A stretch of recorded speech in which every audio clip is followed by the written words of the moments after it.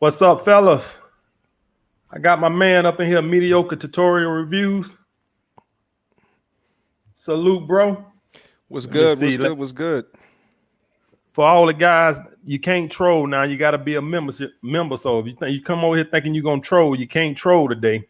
So you might as well forget it. If you think you're gonna troll. What's up, brother? I see you over there doing big things on your channel. Man, I'm just I'm just trying to, do everything I can in this space in order to make sense of this crazy world that we live in, man. You know what I mean? So day by day, you know what I mean? But I That's appreciate what's you up. inviting me over here to the platform, man. I've been watching you for so long now. It feels dope to actually get an invitation over here in order so we can chop it up. So I feel as though we're gonna get into it today. You know what I mean? We're gonna cook. That's what's up. That's what's up. Y'all, is it lagging on my end, guys? I see. Is it my Wi-Fi on point? I think my Wi-Fi on point. I think we should be good. I seen it was lagging right then, but it's good right now. All right, bro. So what everybody want to know is, I asked everybody this, so I'd ask you, how did you become red pill? How did you find the red pill? So, my Shout out China story. White. So my story is probably very similar to, a lot of, the young men that are down into the space that actually, watch us as well. So, but with a slight twist, right? So my original story, of course, had to do with a girl that was in my life, you know what I'm saying? And, but it happened at a time where this whole space wasn't even a thing, you know what I mean? So it happened to me back in college when I was like in my 20s or something like that. I'm 35 years old right now, so it was a pretty long time ago. So what happened to me was with a girl, and Okay. but with that situation, I was able to essentially transfer all of that pent up rage into like success for myself and focus within myself later into my life. You know what I'm saying? So I'm actually abundantly happy that it happened to me so early in my life, because it got me really focused on developing myself. So but it wasn't until, that's when I was focused in on it. But it wasn't until about beginning of 2019 until I kind of came into the space. And I never forget. Actually, I don't even know if you know this, but actually had one of my homegirls through for the weekend, and I was scrolling up on YouTube, and I came across a video that you might be familiar with entitled "They're All Sluts," and I came across that Yeah, video. the infamous video. Yeah. Yeah, I came across that video, clicked into it, and I remember like I was sitting here watching it, and after about 3 to 4 minutes into it, I took a look at her, and her eyes were rolling in the back of her head. She was so upset at the video, and then it came into, why don't I just do a reaction based off of this? You know what I'm saying? And that was the first video that I uploaded at that time. Because before then, I didn't even know there was like a manosphere. I wasn't really familiar with red pill, kind of the definition of it, even though I've been living, a decade plus with that mentality. You know what I'm saying? So it wasn't Right. until then, uploading it and seeing that there was a whole space that, then I decided to come in and try to make an impact. That's what's up, brother. Did you go through the normal stages that most guys go through, the anger and all Yeah. that, all those crazy stages? What most guys, when they find it, just can't believe it, female nature and all that stuff. Did you go through all that withdrawal and all that, like, love is over and all this other? Did you go deal with all that? Literally textbook. I went through it all, and I was in a period of a rage state for a couple of years too, bro. It was a couple of years, but looking back on it, just as I said earlier, it's one of the most important things that happened to me within my life, because knowing the things that I know now, I was so lost. Like if you asked 18, 19-year-old MTR, like, where would you be at right now? It would be, I would have probably got married like in my mid 20s or something like that, would have settled down.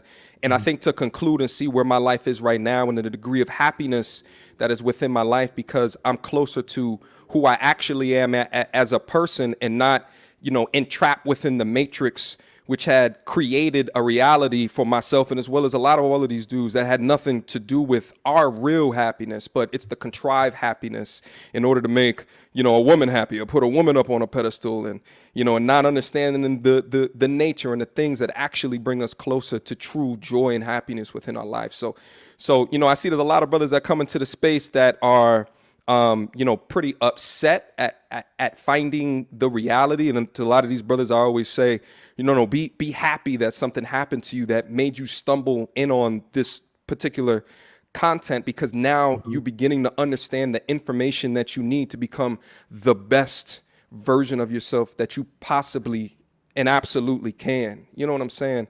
So Right. so it was pivotal for me, brother. You know what I'm saying? It was pivotal for me. I wish that there was this portion of YouTube available to me as a resource, because I had to figure it out on my own. But if it wasn't for that, I wouldn't have been forced to understand my meaning, to understand my purpose, to understand what truly and really makes me happy without a woman's presence, to learn how to be alone, to be confident in what the things that I'm saying is, to develop my masculinity. If it wasn't for that, there would not be like the MTR as you see today. So. Okay. With all that you knowing, do you think it's possible for you ever to let your guard down to love a woman? Is that totally out the question, or is you just gonna be non-monogamous your whole life? So what's completely out of the question is the concept of marriage as it exists today, right? Like that's completely out of the question. And oftentimes I say onto my channel, it's so ridiculously antiquated. And if you combine in on the level of delusion that exists from women today, which, and I say this as well, is like, I don't think that it's all of their fault. I think, to a degree, a lot of them were just raised in this lopsided structure, in this lopsided, like, American culture, which enables delusion and bad behavior. But that's besides the point. But, so I don't blame it on them. But, like I say, like, a lot of, we're all incentivized, incentive driven people. Right. So if you can get the benefits of a contract like that and face little to none of the repercussions, then it would make sense that it's pushed so much. It makes complete and utter sense why it's pushed so much. But what I appreciate is this space kind of, opens dudes' eyes to the negatives of something like that before they sign their name on the dotted line. But, to say that there's not, like, because as I've gotten older, bro, I no longer enjoy my Friday and my Saturday nights as so much as I enjoy my Saturday mornings and my Sunday mornings, meaning, time that I get to focus on my purpose and everything like that. And I think that particular lifestyle, as you get older, can be much more situated with, having a partner or two, as opposed to going out and dating on Fridays and Saturday night, Because I think, like, when you think about yourself and your legacy and whatever you develop yourself to be, it's going to be predicated off of the execution and the work, right? And the actual things that you're doing to be the most awesome person that you can, and not necessarily on the amount of bodies that you have accumulated throughout your life. Like, they won't write that on your tombstone, you know what I'm saying, in your obituary. Okay. All right. Let me ask you this, for all the guys out there, especially me and you. I don't know if you have any kids. I don't have any kids, but for red pill men that want to leave a legacy, besides their purpose or, their business or something like that, say a kid or something to carry on their name, how do they supposed to get over that feeling of dealing with the repercussions of, having offspring today with child support laws the way they are and the visitation laws, the women have all the rights and stuff like that. So speak on the guys who want to, have that. Some guys want to have more than one. Some guys want to have 3, 4 kids, like, what are guys like that supposed to do? Well, so the first thing that I would say to those dudes is, are you sure? Right? Because again, this whole red pill thing is teaching us how to think outside of the matrix. So, and being able to understand what would truly and really make you happy. I think that there's a lot of dudes that have been convinced that, you're not sufficient as a man unless you have kids, or you're not sufficient or proficient as a man unless you settle down and get married and all of this stuff. And, even, sometimes when I do the interviews with the women that come in on my channel, they'll use like, and things that they don't even recognize within themselves is like little shaming tactics, as to say, oh, well, you're not ready to settle down because you're not mature yet. Right. And they don't even consider that to be a degree of a shaming tactic, but they'll say these little things that the culture has infused within them to make them be able to manipulate you to the matrix that they currently live in. So that's the first question is, are you sure? Sure. Right. Are you sure? And if you are sure, then, if kids is your legacy, then that's fine. It probably be a component of my legacy as well, because, I'm raised by a single father, and, I think to the information and the knowledge that he was able to instill within me as a young kid growing up. And, you know, if I'm able to do that, you know, for my future offspring, then, you know, at least half as good as what he was able to do, then I would consider, you know, that a success in a major part of my legacy. But be safe out there, you know what I'm saying, and be careful, and don't let all the dudes that's listening. Shout out to the Sleazeball gang. I didn't say what up to the family over here, you know what I'm saying, but you know, to all the fellas, just make sure that it is a part of your legacy, and it is not an idea that was infused in you, a part of this blue pill ideology that we all grow and live in. Like, we all still trying to shake off the conditioning, you know what I'm saying? Right. Now, you spoke on the programming, the social programming. So you got a lot of red pill guys that are going to grow up, you know, me and you, we pretty much stuck in our ways. We grown. But say for a 26, 25-year-old guy that grew up in a religious family, the friends are religious and they believe in marriage and stuff like that, they could shame you also because you're living outside the normal paradox of what they see as how a man's supposed to be. You now have a family and stuff like this right here. You don't have a wife, kids. How are guys supposed to get past that dynamics of the shaming tactic from family and friends that, you know, don't believe in the red pill philosophy?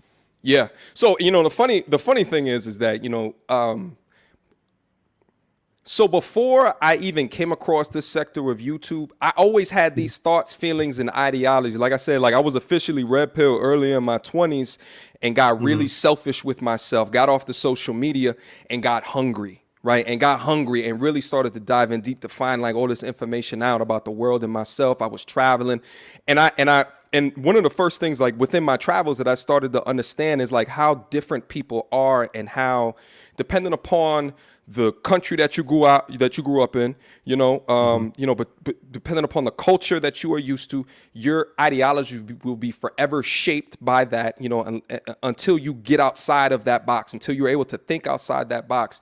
So fact of the matter is that if you're stuck in your hood, if you're stuck in your block, if you're stuck on your street corner, right, and all of these people are trying to feed you information that you feel like is not a part of your overall goal, then get out. Right. Like, you know, travel across the world. Like, you know what I'm saying? Like when I was back in school, you know, I had the opportunity to go to 13 countries in Europe and just get out and just travel and stuff like that. And it just blew my mind and just opened up my perspective to things not inside of the United States, and to see how much different people can think about things depending upon, you know, their geographic background and the cultures and the customs and the this and the that. My thing is that you have to, as men, we have to be extremely intentional. And this is the thing. Finding your meaning in life, finding your purpose in life is one of the most hardest things that you can absolutely do. But the investment of being able to do that, you'll make that back 50-fold, right? Because if not, then you live your life directionless, right? And if you do not have strategic imperatives or a roadmap that you're trying to sit yourself on in order to attain whatever you call as joy or whatever you call as happiness, then you flounder throughout life. So if someone comes into your space, or while you're on your path and your goals, and they want you to do something for them, right? Or they want you to, whatever it is, then you can make that choice and or decision to see if what they want of you is along your path towards whatever you're trying to get to in your life. But unless you determine what these things are for you, then you'll just let people just come into your life and just, you know, bump you off of the road towards success. So I say all that to say is that you have to be really intentional on developing kind of what your goal is, what your roadmap is. And if you have people in your life, including your family, including your blood, that can't get on your program, then you have to let them go after a while. I was just having a discussion in my server, my Discord server, with a young brother that was talking about he's got family members that are bringing him down. And, you know, the first thing that we started to talk about is, well, then you got to cut it. You got to cut them out your life. You know what I'm saying? So, you know, so it's with a fine tooth comb. And here's what it is that, you know, I have friends in my life which are closer to me and more in tune with the ideas that I have than even family members. And that's okay, right? You can't convince everybody. All you can do is just speak your truth on your path towards greatness and just go from there. Good, brother. Good. So let me ask you this, brother, because me and you, we older now. A lot of our friends are gonna be settled down and stuff like this right here. How can a guy whose friends are starting to settle down, how can you avoid that loneliness? This is what gets a lot of guys Mm-hmm. trapped into want to marry a woman or settle down and stuff like this. Because as you get older, you got some of you guys are young now. The guys you're hanging with now that 19, 20, 21, well, they're gonna start getting married and settle down with kids, and they're not gonna be there. And so, how can guys not fall in that trap of needing a woman once they friends start to, fall off by the wayside, get married and stuff like that? How can guys not feel that loneliness and avoid that pitfall? Well, so I think I think loneliness is Mm-hmm. a muscle that you got to build, right? To in order to Mm-hmm. combat loneliness, just like you got to build your muscles in the gym in order to make them bigger, better, faster, stronger. You can Mm-hmm. combat your loneliness. So like, if you grew up going from relationship to relationship to relationship, and then Mm-hmm. you know what I'm saying, you're single, well, you're gonna feel super lonely. You know what I'm saying? Or as opposed Mm-hmm. to, if you do things by yourself, right? You go out to the movies by yourself, you go to this, then you build up that muscle. You know what I'm saying? And Mm-hmm. so Mm-hmm. what I would also tell brothers, besides focusing on building up that loneliness muscle, is again, think about that particular end goal. Like myself, bro, like, I've Mm-hmm. been single like about 15 years or so. But Right. I've been doing that as for a purpose, right? Like I've had Right. situationships and stuff like that, and I've been Yeah. Right. having Right. my share of fun and all of that stuff. But like legit relationship status, I haven't done that since, the original story that I told you about. But see, my thing is like I'm on this path in this goal, and I'm focusing in on not only from a 9 to 5 perspective, because I still got my 9 to 5, but then also, from a YouTube perspective, is that I just don't have time because of the future that I see for myself. You know what I'm saying? Like one of my goals recently, I just recently accomplished, is being able to pay off, the mortgage in my condo. And being able to do Mm-hmm. that, I wouldn't have been able to do that unless I had that goal or that focus, in mind, because I would have had, girlfriends that I might have been spending, a little bit of this and that on, or I might have had, trips and stuff like that I might have been taking. So, again, I set a goal. And then and then also too, there's a lot of brothers in here that set these audacious goals, I call them, and I also call it like Mm-hmm. them trying to boil the ocean. You know what I'm saying? The Mm-hmm. analogy is you can't boil the ocean, but what you can do is, you can boil a coffee pot full of water and just start there. You know Mm-hmm. what I'm saying? And just piecemeal it, and just Right. piecemeal it in order to get to whatever it is that you're trying to get to. So build up that muscle, that loneliness muscle, in Mm-hmm. my opinion, and then make sure that you set them goals and be intentional about it.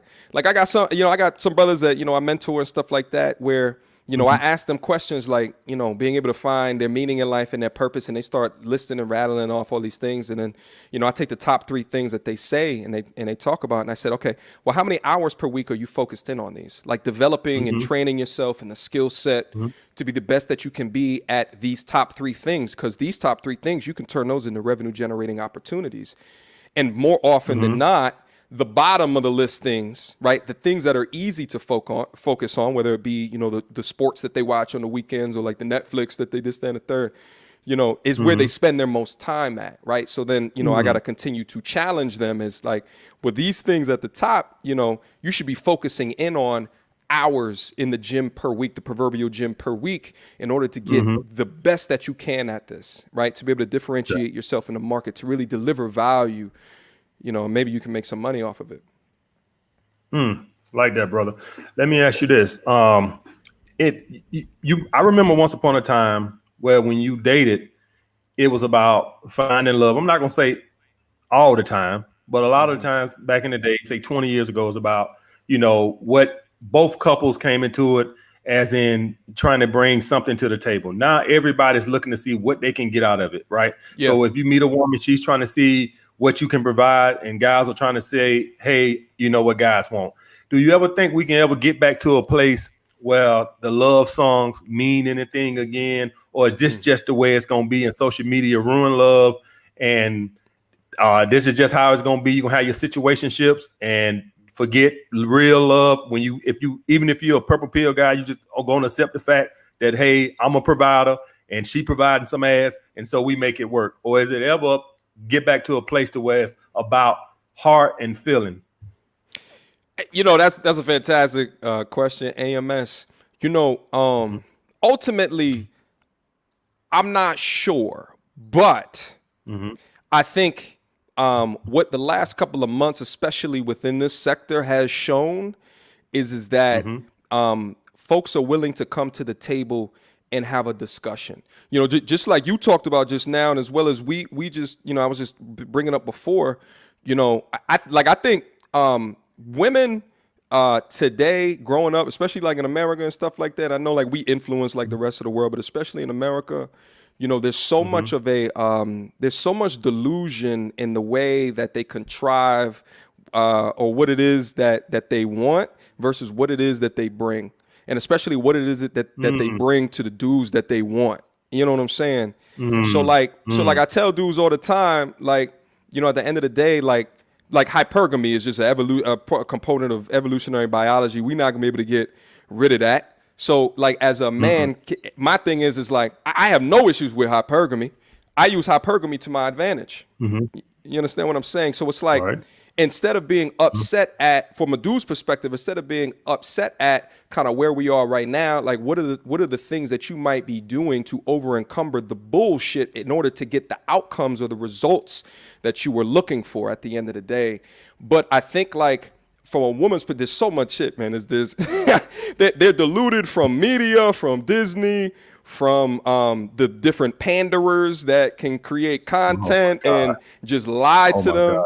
You know, and the celebrity culture, right? Like you got so many of them that look at like a Sierra story and say that they can get, you know, and they can fall in line and get there and understand and not understand that is a far outlier within that. The dating apps, you know, the simps and like the simps, the white knights, the blue pill dudes that are all in their Instagram comments that are inflating their ego, right? Like, so they got all of these things. And my argument is I think like dudes are a lot less delusional because we face having to get rejected. We face true competition, not a panderer lying to them about, you know, what it is that they bring to the table. You understand what I'm saying? So like, but I feel like, you know, what has happened actually over the past couple of months, and shout out to Kevin Samuels as well, but like after his video went viral, this space ended up getting a lot more eyes on it, and like legitimate eyes. And then since then, right, he's getting all his views and stuff like that. And then what happened recently? You know, the ultimate panderer in charge ended up getting exposed. So then you got all of these women, you know, dragging their bloody carcasses over to this side of YouTube in order to understand, well, if this guy was lying to me over here, what are these guys talking about, right? And now they're starting to listen. Like I just had I get email. I know you get emails and stuff all day, all night, but like I just started to crack that level. You know what I'm saying? So so now I'm getting like comments, and you know, I got women. The video I posted yesterday, I pinned it to the top. And she was talking about, thank you so much. You have helped, you know, my relationship. And she wasn't even talking from a relationship perspective.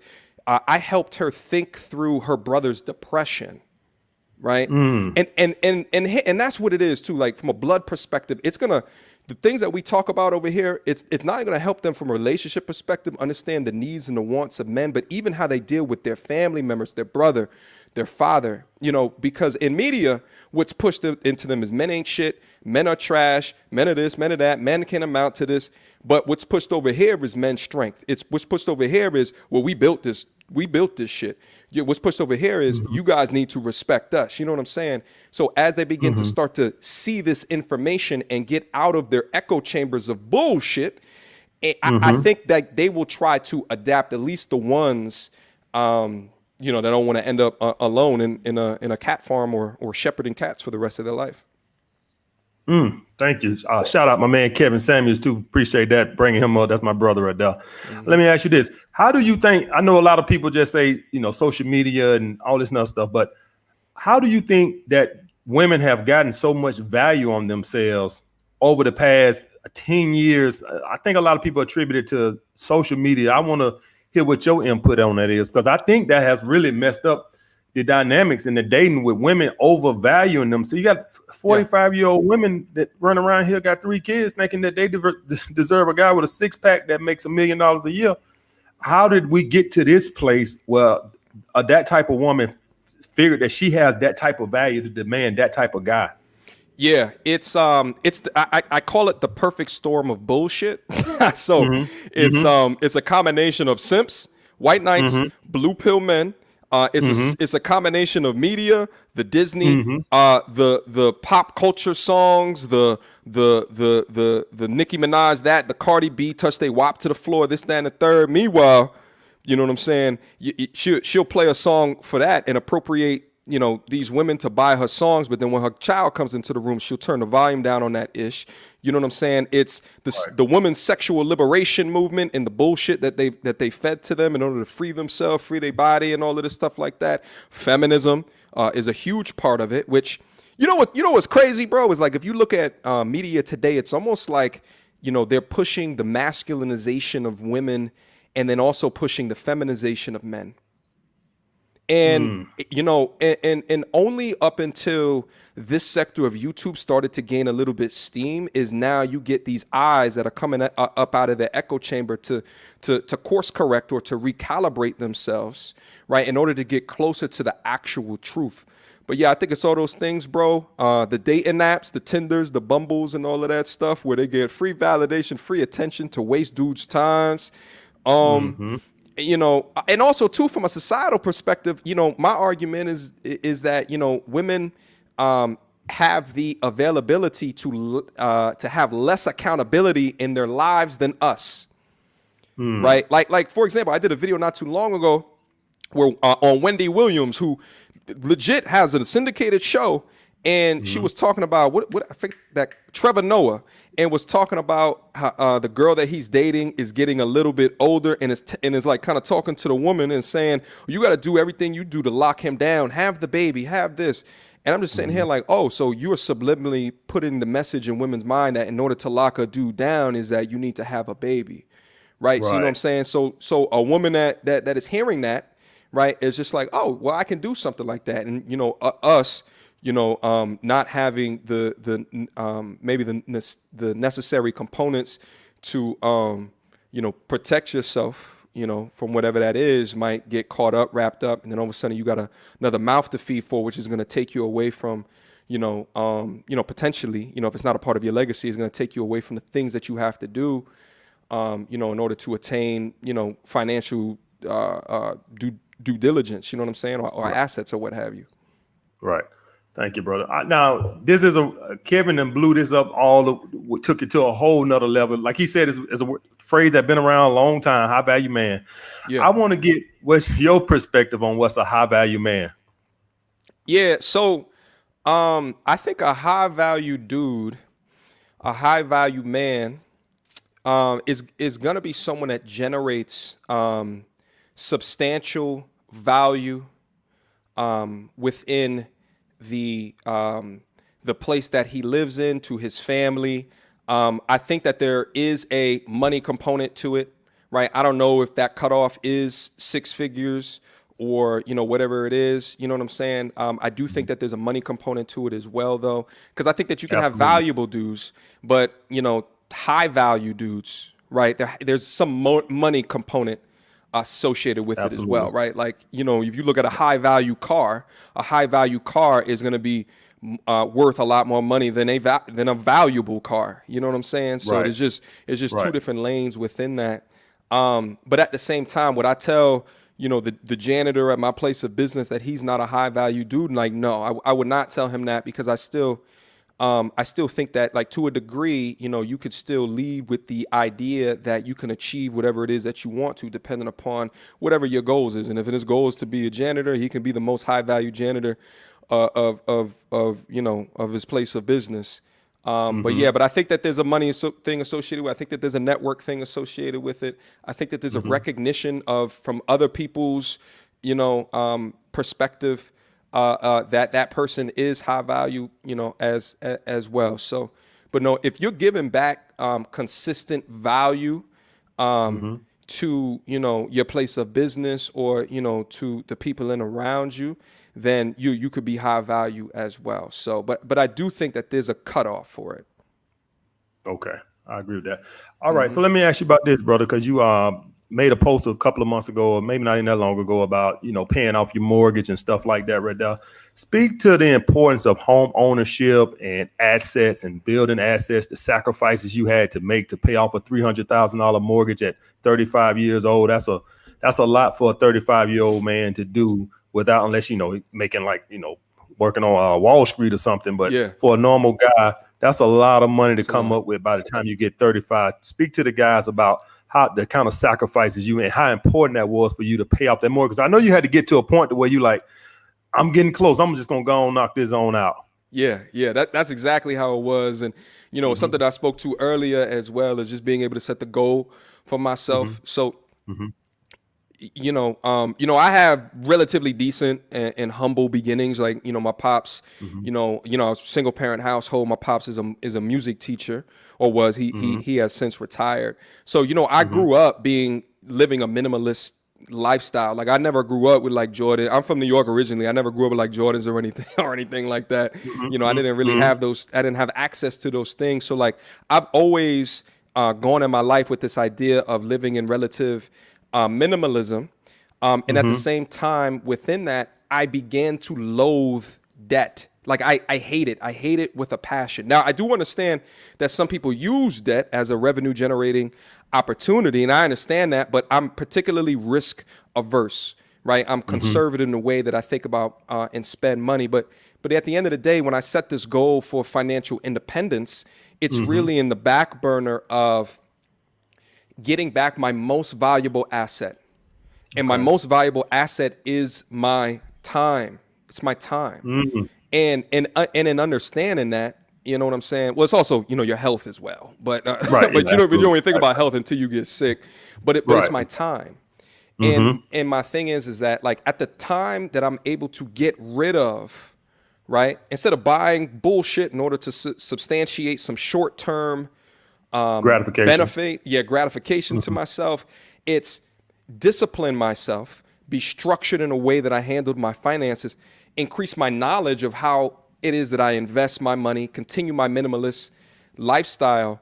And then once I pay this off, once I get rid of all of my debt, then I have my time back now to do whatever it is that I want to do. So it was highest priority for me in order to be able to pay that off, because now I have the freedom to take additional risks. Now, I didn't stop doing my 9 to 5. I haven't stopped, my daily upload schedule on YouTube or nothing like that. You know what I'm saying? But now, if something was to happen to YouTube, or something was to happen to my 9 to 5, or something was to happen into my investments, now I can live with and not have to pay anything off. And that feeling, that liberating feeling, was so incredibly important to me, much more important than buying flashy things, right, in order to, impress, people that are in and around me. And the thing is like, and that's what they feed from a media perspective. Like, we talked about the delusion that's fed to women, and men as well. We get fed, that delusional shit as well. As to say, you not popping until you gold chain this, you blinged out that. Like, nah, it's live relatively in a minimalistic lifestyle, all the extra income that you get in to invest that, right? When you get a promotion, don't increase your spending, increase your investments, right? And then once you get, and increase your knowledge, so you know how to invest, where to invest, your particular risk appetite. And then once you have all of that knowledge and you start to make some moves with it, you start to execute on that, paying off all your debts, investing in your investment accounts, your Roth, your IRAs, and everything like that, and maybe getting into some more riskier options or assets. You have now essentially bought back your time to do whatever it is that you want to be able to do on your path towards, attaining joy and happiness within your life. You said investments. You got the crypto boys out there. Shout out to the crypto boys. Speak to the guys about the investments you make. Do you invest in crypto? Why not? Me, myself, I'm a S&P 500 guy. I don't get off into all that crazy stuff, but speak to the guys about what some of the investments you recommend. Yeah. So, and actually I did a video not too long ago about the crypto stuff, and I had a whole bunch of people that came in and started hating. Oh, They oh boy. go strong. I salute them. Oh But but boy. here's the thing, bro. And you know this as well. You know what I'm saying? Is that Right. like you can't beat what has worked before, right? Like Right. you can't Right. beat it. Will some people get lucky? Yeah, sure. Right. But if you do the math regarding some of these things, like, you know what I'm saying? Like if you do the math of getting in, like Bitcoin, let's say a couple of months ago was back at like $40,000 or something like that, $30,000, something like that. Like if you get in, the majority of us that, want a get rich quick scheme and or opportunity, don't have the necessary income to even invest in on that. So I say to brothers, you don't even want to get there to the riskier asset classes until you build up, and calling crypto an asset class is a little bit facetious, but anyway, but until you build up your foundation. Because at the end of the day, like if I lose out on all my money, I'm gonna be homeless because my ego's too big to go live back with I love my pops to death. My ego's too big. Like I'm gonna make this happen on my own 2 Right. feet. So it's like build up your foundation with the tried and the true methods first. You have to do that first, and then once you get disposable income, like money where you put it on your front lawn and you set it on fire and it doesn't phase you at all, then go into the highly volatile investment opportunities such as crypto, which is probably one of the most volatile things that you can get into Yes. right now, because it's not the price is going up, not predicated on anything. It's different than investing into a stock and or a bond where companies are deriving value and investing the money that you're giving them, investing it into their company to make the company bigger, better, faster, stronger. No, you're investing money into an intangible coin and or asset, which is predicated on other people believing that this thing is valued more than what it is. So a lot of people that are investing in don't even understand that. You know what I'm saying? Like there could be another technology that comes out into the future on a blockchain 2.0 that ain't got nothing to do with Bitcoin. You know what I'm saying? Right. And then what? And then it might go down to zero. So in that time, instead of risking going into there, man, get rid of your debt. All right. Because having an interest rate working against you is one of the most disrespectful things to me. Like I said before, I hate that. But having it work against you, your car that you brought that was overpriced, all the student loans that you could get off, and don't worry about that debt forgiveness program that I know so many brothers are worried in on. Don't worry about all of that. Get addicted to paying off your debt, and then go into taxable investment accounts. So you can go into index funds. You can go into ETFs. You know what I'm saying? You can get into the S&P 500. You invest in your 401k. Make sure if your company matches, you take advantage of that. Get a traditional Roth. Get an IRA. You know what I'm saying? Get like all of these different things which are tried and true to get you 8 to 12% rate of return year after year, and it's been compounding, which is the eighth wonder of the world, bro. I mean, you know that. You know what I'm saying? I know about it, brother. I know. Yeah. So let me ask you this, brother. Say you got a guy, we both get new subscribers every day. Say you got a 30-year-old guy who just found our channel, who's working some mediocre job. He hates his life. He can't get women. Huh? I was saying no pun intended, because I'm mediocre to tourists. Oh yeah. And he's just down on his luck, or he's scraping by in life, and he's finding us now. Yeah. What would be your first advice to him? What can he do as a ret now to change his life around? That he just sees such a long mountain ahead. Like, geez, I ain't got my GED. I don't have a skill. I'm 30 years old. Yeah. What can I do starting today? What direction would you point him in, brother? Yeah, so he's got to get a couple of things. Number one, he's got to get hungry. He's got to get hungry. He's got to get hungry. He's got to get addicted. He's got to get addicted. But the thing is that there's a lot of brothers that are addicted to the wrong things. There's a lot of women that are addicted to women. There's a lot of our brothers that are addicted to video games, that are addicted to sports, and they're addicted to consuming things to entertain them. Right. So what I try to talk to them is you have to get addicted to increasing your skill set to create something that other people can get addicted in, right? Increase your skill set so a company can hire you because of your talent, because they want to exchange your talent for time, and then they'll give you some money off of that. So one of the first things is you have to find yourself. Like I said earlier, bro, it's one of the most important things that you can do is to find yourself. And the way that I did it, bro, I refer to it as being a hobbyist. Right. Right. So I just started to try a whole bunch of shit. Right. Like, Right. you know, I had a drum. I bought a drum kit. You know what I mean? I had a drum kit in my crib. I was taking martial arts classes. I even took like gymnast classes and stuff like that because, you know, I like to do the tumbling stuff, you know, in order to keep on my fitness and stuff like that. Like I was just trying things. And then I tried photography, you know, so I actually had like a photography business for a while. And then based off of the photography, I then got into YouTube because also with my camera, I can do videos as well. And then my addiction and my love of the photography, there was so many things that I had learned, such as lighting and microphones and stuff like that, that I was able to transfer right into YouTube. But the thing is that if I didn't get addicted to finding what I was passionate about, I would have never stumbled across all of these things and then stumbled across photography, which then I was able to transfer into videography, right? Essentially like YouTube stuff. So men need to get addicted into and have a passion for life and understanding who they are and what they were made to contribute, because everybody's got something. You know what I'm saying? So you have to get addicted to figuring out. And then once you kind of figure it out, create a roadmap within that. You know what I'm saying? Create where you see yourself from 5 to 10 years from now.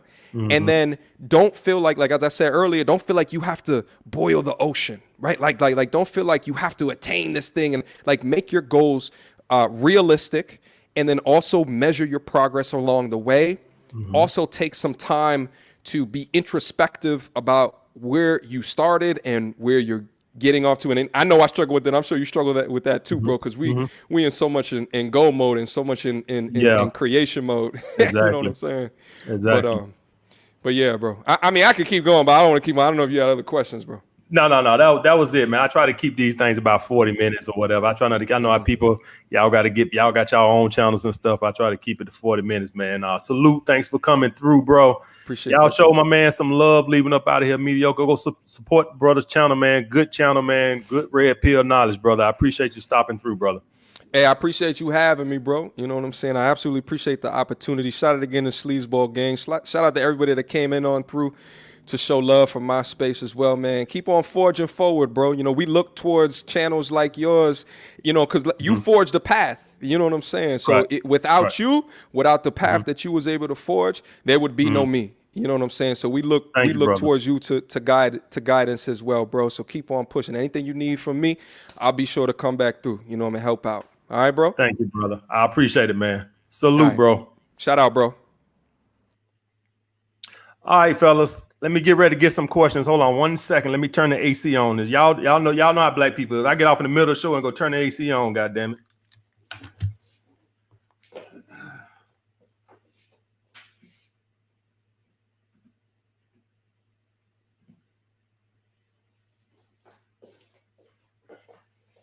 Oh.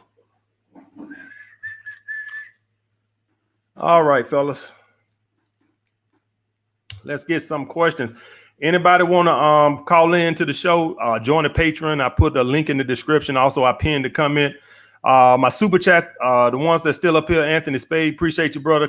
Eli, appreciate you, brother. A lot of them done went out, but y'all, everybody who sent the super chat, I appreciate y'all.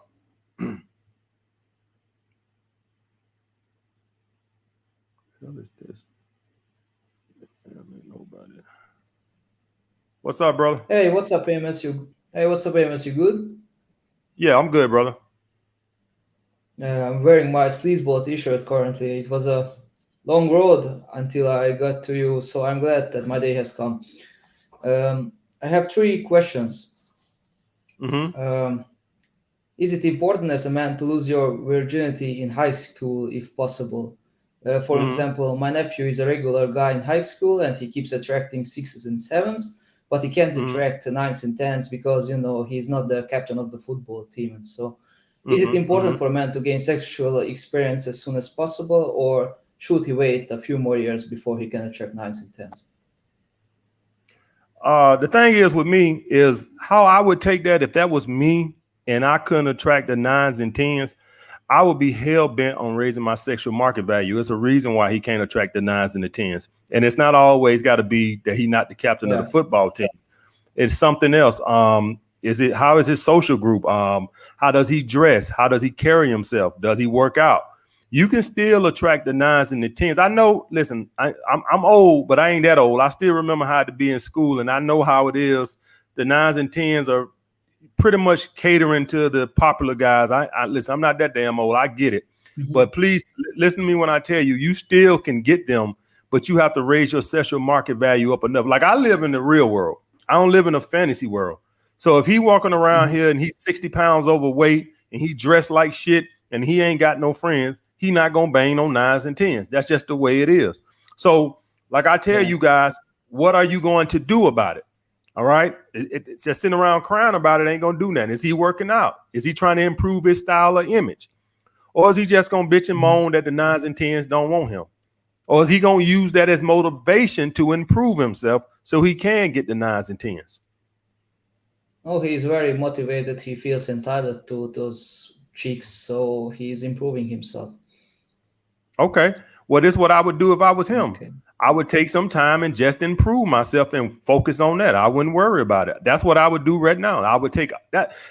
See, the thing about how y'all guys got to use things is you got to find little things to fire you up.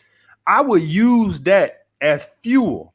Like I used to use things like if you ever watch hear about Michael Jordan and stuff like that, he used to try to use anything he could as board material as something to motivate him to destroy your ass. And like if I couldn't use 9s and 10s, man, that would just really motivate me to be on my diet, to hit the gym, to do everything I can to improve myself. What y'all think I ain't good enough? All right, I'm gonna show y'all ass. That's how all you guys out there, man. Y'all got to learn how to use this type of stuff as fuel. I used to use that type of stuff as fuel to better myself. Yeah. All right. Yeah, so exactly. Tell them that. Okay. Tell them no sad story over here, man. Tell that motherfucker to get on his grind and use that as fuel to improve himself. All right. Okay. My other question is, if you was to go purple pill and decided to start a family, would you choose a woman who is a 10 but looks at you as a respectable beta male, or an 8 who looks at you as an alpha male? I would take the 8 who looks at me as an alpha male, because the 8 is going to be more respectful. That the dime that looks at me as a respectable beta male, while you with her, sex with her is going to feel like a contract, like she's obligated to be there, and you don't want to be there. I would take an 8 that views me as an alpha male any day over a dime that views me as a beta male. That ain't even something that if I was to go purple pill. Now, if we just talking about sleeping with, I'm gonna take the dime because I ain't trying to spend no time with her like that. But if you're talking about going purple pill, I'm gonna take the woman that views me as an 8 any day of the week. For all you guys out there that's watching me, for all y'all guys right now, dealing with a woman who views you as a beta male, regardless of what she looks like, I would never deal with a woman who views me as a beta male, no matter how hot she was. I'm just telling you right there, because the sex is garbage, and she's not going to respect you. It's not going to be a good. You only want to be with women that views you as an alpha male. Now, if we're just talking about sex, having sex, then that's fine. But if you're talking about like in your rotation or a girlfriend or a wife or something like that, you cannot be around a woman like that for too long. She's going to get on your nerves. You don't want to be around a woman that views you that way, because she's not going to respect you. For all you guys out there that hate, see this, and see now you done took me down a road that I ain't want to go. I wanted to be positive tonight. See, now I'm finna turn into the bad EMS. See, you guys say don't like to spend time with women. Don't like to spend time with women. The reason why y'all don't like to spend time with women because they don't respect you. When a woman respects you, spending time with a woman is easy and fun. Now I know I'm committing red pill sins right now by saying that, but that's been my experience. When a woman doesn't respect you, they hell on wheels, and you don't want to be around them. And that's why you don't want to be with a woman that views you as a beta male, because they're not fun to be around when they view you that way. When a woman views you as an alpha Yeah. male, man, she just is kind and friendly and fun, and it's just like, man. And when you with a woman that don't respect you, you like, man, I wish this bitch would take her ass home. You see what I'm saying? So that's why I want you guys, Yeah. for us to rotation, or for my purple pill brothers out there, only put women in your rotation, or only for the purple pill guys, have a girlfriend that views you as an alpha male. But what do you think? Could Kevin Hart attract dimes if he wasn't famous, but was charismatic and had a good career? Would a dime lust after him physically? Because I don't think that his wife lusts after him. Well, this is the thing. This is the thing where all y'all guys got to understand. Anybody can attract a dime. Anybody can. It's just harder the less of, the statistics that you need. So say you're a short guy and you fat and you overweight and you work at Wendy's, right? You can attract a dime or pull a dime. It's just gonna be more work than The Rock. You're gonna have to make more approaches. But if you do it long enough, so like say me, right? When I was in the basement, I had hot women in the basement. But would it have been easier if I was in a penthouse in Manhattan? Absolutely. That's all I'm saying. You don't need a Rolls Royce to pull a hot woman. But if we're gonna put all the variables in to match up, right? So say you the same guy, same looking guy, but you make $1 million opposed to $50,000, but you the same person. Well, the guy who makes $1 million is gonna make him easier. Now, I'm saying if everything, I know you could have somebody could be confident in somebody. Now I'm saying if everything is equal and the only thing that's different is the money, well, the guy who makes the more money, it's gonna be easier. So somebody like Kevin Hart, yes, he could pull a dime if he was Kevin Hart, the carpenter. The only thing is he would have to make more approaches than he does now. That's it. So for all you guys out there that's wondering, whenever y'all see a fat guy with a hot chick, or you see a short guy with a hot chick, the thing is he didn't get deterred, and he didn't let rejection, deter him. He just kept going. That's all it is. That's all. That's the only thing is. It'll just be harder, but you can still pull it down. Yeah, I see your point. I get your point. Okay, my last question. How to find balance between being too serious or being too playful, like in everyday life with men, with women, and so. Well, the thing is, the good balance is when you see people start to taking your kindness for weakness, right? So can, what I've learned in life is you can kind of be as playful as you want to, as long as people know that when it's time, you will put them in a place. And I'll give you a good point. How many people you know that they're kind of, I say, how many guys do you know that they're kind of friendly, right? And they joke a lot, but they're getting your ass when the time is right. You see what I'm saying? So all I'm saying is, as far as on a respect level, you can be as playful as you want to, as long as people know that you have boundaries. That's the thing. All right. Now, if we're just talking about you want to be cool and stuff like that right there, that's a different dynamic. But if you're talking about on a respect level, as long as people know that you have boundaries, some of the toughest guys I know, they were not silent assassins and walking around looking like the Terminator. They were normal guys that would joke with you. But if you cross that line, they will bust your ass. And that's what I seen. So a good line to see is when people are starting to take your kindness for weakness, then you're probably being a little too playful. When people start doing a lot of testing and stuff like that, that's a good. If I started just playing around with my employees or something like that right there, and they started testing a lot, I know that I'm playing too goddamn much. I'm joking around too goddamn much. And that's the line where you need to have when you start seeing people starting to take your kindness for weakness, then you're playing too much. Same with your girlfriend. Like you wonder, like, how do I know the line when I'm joking with my girlfriend? When can I joke with my girlfriend, or when should I not joke with my girlfriend? When you start seeing her ass act masculine, let me stop playing with her ass so goddamn much, right? You can joke with your girlfriend in a masculine way, but if you start noticing, if you do it too much, she's gonna start taking it for weakness, and then you're gonna start getting all these tests. And the same thing goes when you're hanging with dudes. If you play with them too much, you start seeing the test, and that should let you know where the line on how much you should play. All right, I had this issue with guys in the gym. Well, I was like, I would be friendly in conversation, have a conversation with them. And then I would notice that sometimes they would take that as weakness, and then I would pull back a little bit. And that's to know like what the phrase is, you got to know who you can play with and who you can't play with. And so that's, everybody's a little different. Like me, a guy could play with me as long as he's being respectful, right? And I'll never take a guy playing around or his kindness for weakness. But everybody's not like that. Soon as you show some guys some weakness, they taking it for weakness. And you just got to learn who you can play with and who you can't. I see. I get your point. All right. Thank you, man. It was an honor talking to you. I'm so grateful to you. You basically saved my life because I was blue pilled for 21 years. So I've been following you since 2019. I thank you very much for everything.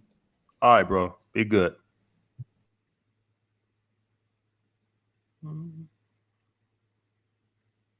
So for my guys out there that's wondering what's that line to cross as far as, disrespect and all this and that and the other, a good rule of thumb is when people start pushing too far, then you need to pull back. Same with your girlfriend.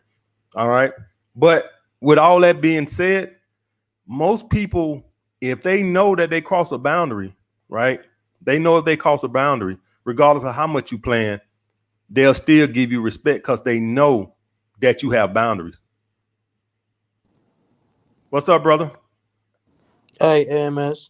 So What's up? Yeah, man. You know what I mean. So I got a what I'm saying, a girlfriend. You know what I mean, and she my like business partner too. So, but right now, man, you know what I mean, like we lost the respect for each other. You know what I mean, and I don't want to be, you know what I mean, like in a relationship like with her anymore. But she like play like a big, you know what I mean, like part in the business that I have right now. You know what I mean, like we making a lot of money right now. But I don't want to be with her, and I told her like, yo, I want to be like a business partner with you. You know what I'm saying? And then she's like, nah, I don't want to be. You know what I mean? You know what I mean? Like a you know what I mean? Like a business like partner with you, cause I want to be like in a relationship with you. But like she don't have no like respect for me. You know what I'm saying? All right. So this is the issue right here, brother. And this is just the situation, right? In life, you have repercussions of the consequences that you do. The things you do, that's consequences for them. And now you done got in a business relationship with this woman, right? But you don't want to be with her no more, but the business is there. So this is one of those things where you just have to deal with the repercussions of your decision.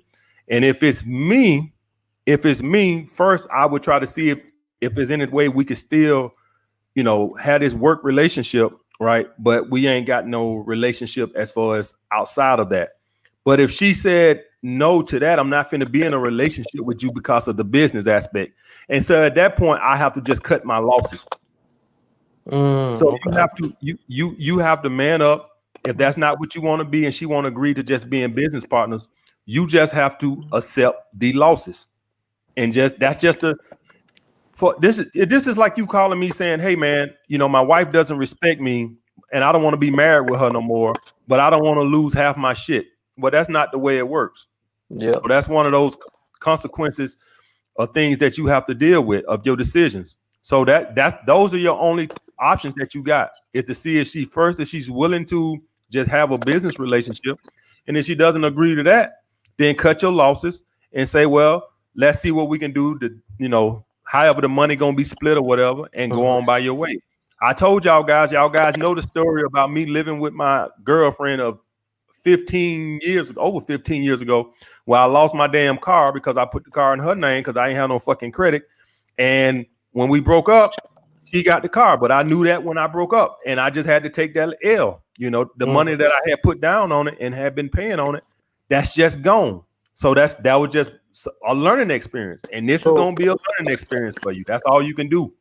Yeah, man, you know what I mean. So now, like, I'm thinking about, you know what I mean, like selling the business. So what you think about that? Sell the business, you know what I mean? Yeah. Well, is she gonna agree to it? Yeah, she is. Oh yeah, that's what I would do. Listen, bro, this is just like if you was married, right? And y'all had a house, you would want to sell the house and y'all split what y'all got off the house. This is the same way. So you would sell the business, and then whatever percentage, y'all 50-50 partners, y'all would split the money 50-50. and just cut your losses and start your own business. Actually, you know what I mean. Okay, so the business is, you know what I mean, like under, you know, like my name all the way. Like she not on like she not on the paperwork at all. She don't have to be on the paperwork. A handshake or anything is like a contract. Mm. You know, a verbal agreement is a contract. Mm. You know, you don't got it. I mean, obviously in the court of law, right? It helps that you got it on a piece of paper, right? That helps. But a verbal agreement, a handshake is a contract. You know, you don't have to put it on paper. It just makes it easier, because right now you could say, I ain't agree to nothing, and that's why people get it put on paper, because you could just say, hey, I ain't agree to nothing.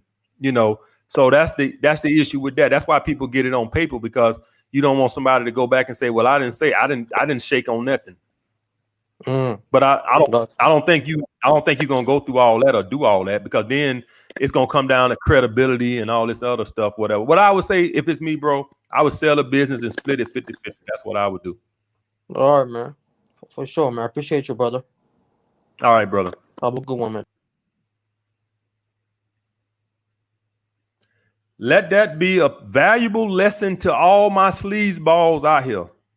Once you go out here and you make these decisions, ain't nothing AMS could do to save your ass. It's over. See, that's the thing. You guys, sometimes you just got to take L's. You know, it's just like me slapping the shit out of somebody and then saying, hey, how can I not go to jail? Well, it's too late now. You should have thought about that before you slap somebody. All right. Well, he done got into this business relationship with this girl. Things done dissolved. And now you got to deal with it. You got to split. She probably ain't did shit. Right. That's the way it works. What's up, brother? You got no volume, brother. Turn your volume up. All right, can you hear me? A little bit louder. This better? Yeah, I can hear you, but it's low. If you could turn it up.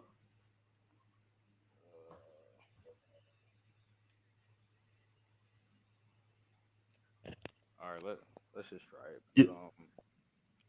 My first question was, like, I'm a soccer athlete, so I was just wondering, could you give me, like, what would be like a time? Because you got to be realistic. So what would be a time to, like, give up on your dreams, I guess, or like if you want to be a big rapper, not everybody can be a rapper.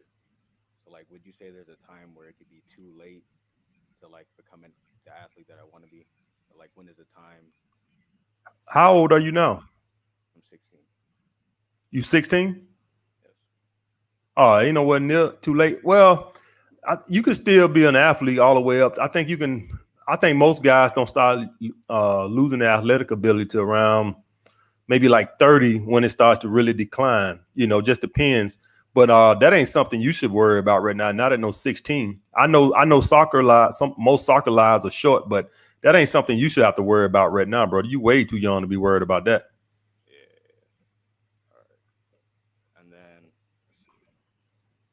Trying to fix my audio, but if you can hear me, the next question would be, what would be like some good states to move to for college?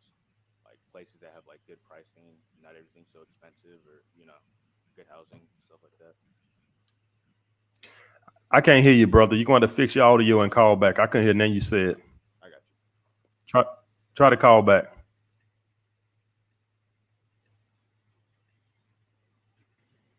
What's up, brother? Yo, what's up? What's up? Man, I really gotta thank you. Like when you first started making your videos, for real, I was working at the car rental, and now I'm about to graduate from law school. So you really helped me get on my purpose, for real. Brother. Yeah, but so anyway, into my questions. The first question I got is, like, I got my little rotation set up. But I know you said you kind of, every time you guys meet up, you don't want to be the one that's like initiating, like, you know, sex or whatever.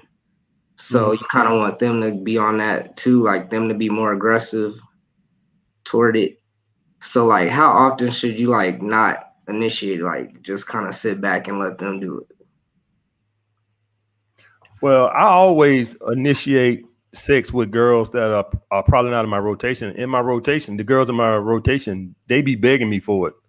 So say a girl that you just started dating, you're going to have to initiate all that.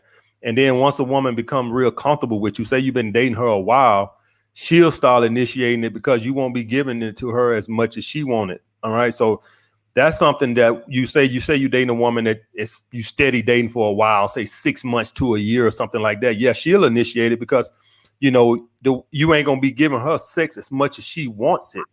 But that ain't something that you're going to get from a woman you've been dating for 2 weeks or a month and a half. Not usually. Usually a woman at the beginning, you're going to have to initiate everything. Okay, so like start pulling that back though, like around like 3 months, 4 months, like. No, that's something like 6 months to a year. That's what I've seen. Okay, so it just hasn't been enough time. And then the other thing is like with my rotations too, I feel like they haven't been getting like really the attachments, like haven't been trying to like, you know, lock me down. Like every time I want to link up, it's cool, but they haven't been like talking about relationships or anything. But I guess it's been like 2 months, 3 months. And so that's just you haven't built their interest to that point, brother. That's all that is. They would be like that when their interest get there. It just hasn't gotten there for whatever reason. You haven't gotten their head enough. Are you supposed to do like the little sweet nothings? Because I don't really do that at all. Like, how are you? Well, when a woman is with you, you gotta put her in a place that when she's with you, she don't want to be nowhere else but with you. You're that guy. You're that fun. You're that charismatic with her. She just enjoys you. This is when I speak about providing an experience. And when I talk about providing an experience, I'm not talking about spending $300 on a dinner date. I'm just talking about you just fun to be around. You can have an experience in the living room, but preferably you want to be out, you know, outgoing or something like that. But it ain't got to be about spending money. It could be just going to the park and making out on the benches or something like that. But you're just a spontaneous, fun guy, right? To where she just like when she's not with you, she's all she could think about is when the next time she's going to see you again. And that just comes from you providing an experience. And you're not doing that. You're not that fun guy to them yet. So you need to work on that when you're with the woman, that providing that experience with her. I will say being a high value man helps in that area, but you don't have to be. Okay. So just work on you know, having more fun when you're with these women. Okay, cool. And remember, that's not about spending money. That could be just sitting at the park, making out or doing stuff like that. She's sitting on your lap and you're making out and stuff like that. It's not about you know, going to a 5-star steakhouse or nothing like that. It could just be some simplest making out, brother. Okay. And then the last thing is, this was like a weird situation I was in. So I went out and like I do like kind of like a lot of interracial dating too. So I don't know if that played a part, but like I went out with this one girl that I'm talking to or whatever. And like we went out to the bars or whatnot, and then it got kind of late. The bars were closing. So then we went outside of the little area and we was waiting for the Uber. And so it was like, you know, really late. So it wasn't too many people around, but I guess some other stragglers that were in the bar, like we came off, we were sitting like standing to the side doing our own thing. But like some other dudes, like 2 or 3 dudes that were stragglers from the bar, like came over and they're like interacting with us or whatnot. Like, I just thought like, it seemed kind of weird. It's like you see, like we literally a thing. Like, why would you come over there trying to talk to us at that time? I just didn't know how to handle that, you know. Well, you're gonna have these little bombs or whatever. Do you think they would have came over there if you was like look like Ronnie Coleman or something like that? You probably a little fella or whatever, and they probably felt like they short. Yes. Yeah, look, they probably felt like they can come over there and intimidate you and stuff like that right there. You're going to have little assholes like that when you're out in public, especially when you're a small guy. But it could be to anybody, man. You just got these little assholes that do stuff like that. I had this one guy years ago in New York. He going to come over and compliment. I love that dress you got on. I got all up. I damn near choked the hell out of that motherfucker in that goddamn bar. Come on, all that time. I sure love that dress you got on. Yeah, I seen it out there choking his ass on that goddamn bar. Sit your old ass down. Come over here bothering me. We over here having a good time. Shit, that was about 10 years ago in New York, man. So you gonna deal with people like that who gonna get on your nerves, or maybe have a little too much to drink or whatever, if you can just walk away from it, just walk away so you don't get yourself in no trouble. You don't know, they might got a weapon, or just dealing with assholes, man. It's just assholes in the world. And the proper way to handle that, man, is probably just get your girl and y'all go somewhere else, to be quite frankly with you. That's the best way. You don't know, you say something to them, you don't know if they got something, they got a weapon, so it probably better to just get your girl and say, let's just go and leave. Okay.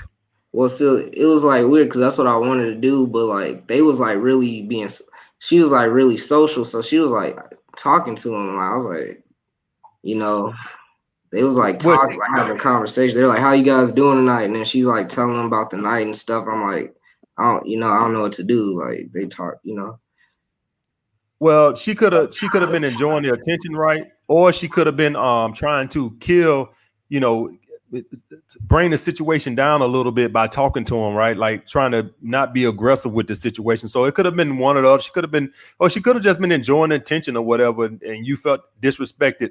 In any event, the best thing to do is you probably should have just left.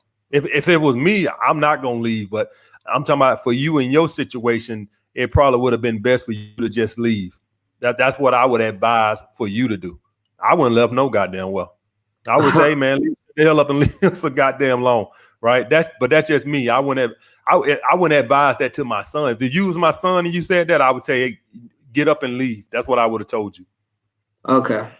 And then last thing is like, what do you do when you in like social situations and you might be with a group of people out, maybe some new people, and you say something and talking, and like people kind of act like they don't hear you, or they like, what do you do in that situation? And these are your friends? Like not even my friends. Like it might be just some new people, just like from going out that you meet, or you might be like a girl's friends or something. I'm just gonna assume. Let's just assume that they heard you and that they heard you say, I wouldn't associate with them, because what they're saying is, it sound like they're saying you ain't important, or what you saying is irrelevant. So I wouldn't hang around them no more. Y'all got scarcity doesn't just work with girls you're dating. It works in every aspect of life. It works in your job. It works in with your friends, your social circle, associates, everything. It works in with scarcity is. If that was me and I was hanging around some people and they just gonna act, I'm assuming that they heard you and they just gonna act like what I said ain't meant nothing, I would not associate with them. That's how I would handle that. Okay. But you're not gonna do that. You just gonna come in and call the next show and say, hey man, they still ain't listening to me. That's what you're gonna do. I'll be implementing. Y'all guys gotta learn how to have abundance in every aspect of life, brother. So then just so I got that clear though, in the situation where she's enjoying the attention, I would walk off without her, like just like walk off like with her. No, I wouldn't walk off without her. I would walk with her. I would say, hey, let's go. Let's just get on up out of here and go. Okay. I'm just assuming, because I'm not there to see, right? I'm just assuming that she was trying to downplay the situation, trying to keep it from escalating. Let's just assume that she's not an attention whore and just enjoying the attention. Let's just assume, I'm playing devil's advocate here, that she was just trying to, not escalate the situation and trying to be cool, play it cool. So in that situation, I'm gonna say, hey, let's get up out of here and let's go. Okay. All right, brother. Thank you. So for all you guys out there that are wondering, every now and then you're gonna be out, right? And you're gonna have these assholes that just assholes, just dickheads. You just got dickheads in the world, guys. I don't know what else to tell you. You got dickheads in the world. You're gonna be out with your girl, and they're gonna be scragglers, or they could just be who the fuck knows. But you just have those guys. Just lead a situation, guys. Don't need to get yourself in no trouble. We high value men. We ain't got time to be beating nobody's ass. Me, I'm gonna beat your ass, but I understand everybody ain't me. All right. So in y'all guys' situation, I prefer y'all guys just to walk away. Don't be a dumb ass like me. But yeah, that's how I would handle it, guys. Let's see who else we got here. Yeah, it's full, brother. You gotta wait. Whoever said that, you gotta wait. What's up, brother? What's up, BMS? How you doing, man? What's up, brother? I'm all right. Well, I hope I have a good question. So 2 quick questions. My first question, it's about social proof, right? So I'm 23. I'm from Boston, and I have like a lot of female friends. I have a lot of like. I like to take photos. I'm sort of like you. I'm a foodie. I like to go out to eat. I like to cook myself. So from the outside looking in, it looks like I'm that guy. It looks like I'm that nigga because I have all these gorgeous women around me.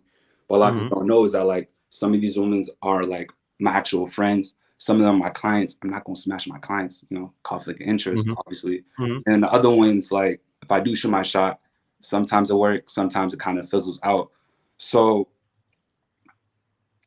like, I guess my question is like, should I be concerned that I have more female friends than guy friends? Because truthfully, I was referencing one of your old videos about you talking about how in order to have a stronger masculine frame, you have to be around more masculine energy. But it's just hard to like find a bunch of guys that's into the same shit that I do when it comes to like the fashion shit, the modeling shit, photos, videos, and all that. So what's your thoughts? Well, the thing is, brother, you don't have to. You seem like you just got a more natural masculine frame. Just sitting here talking to you, I ain't been around you a whole lot, but just seeing you talk just then, it seems like you got a pretty good masculine frame.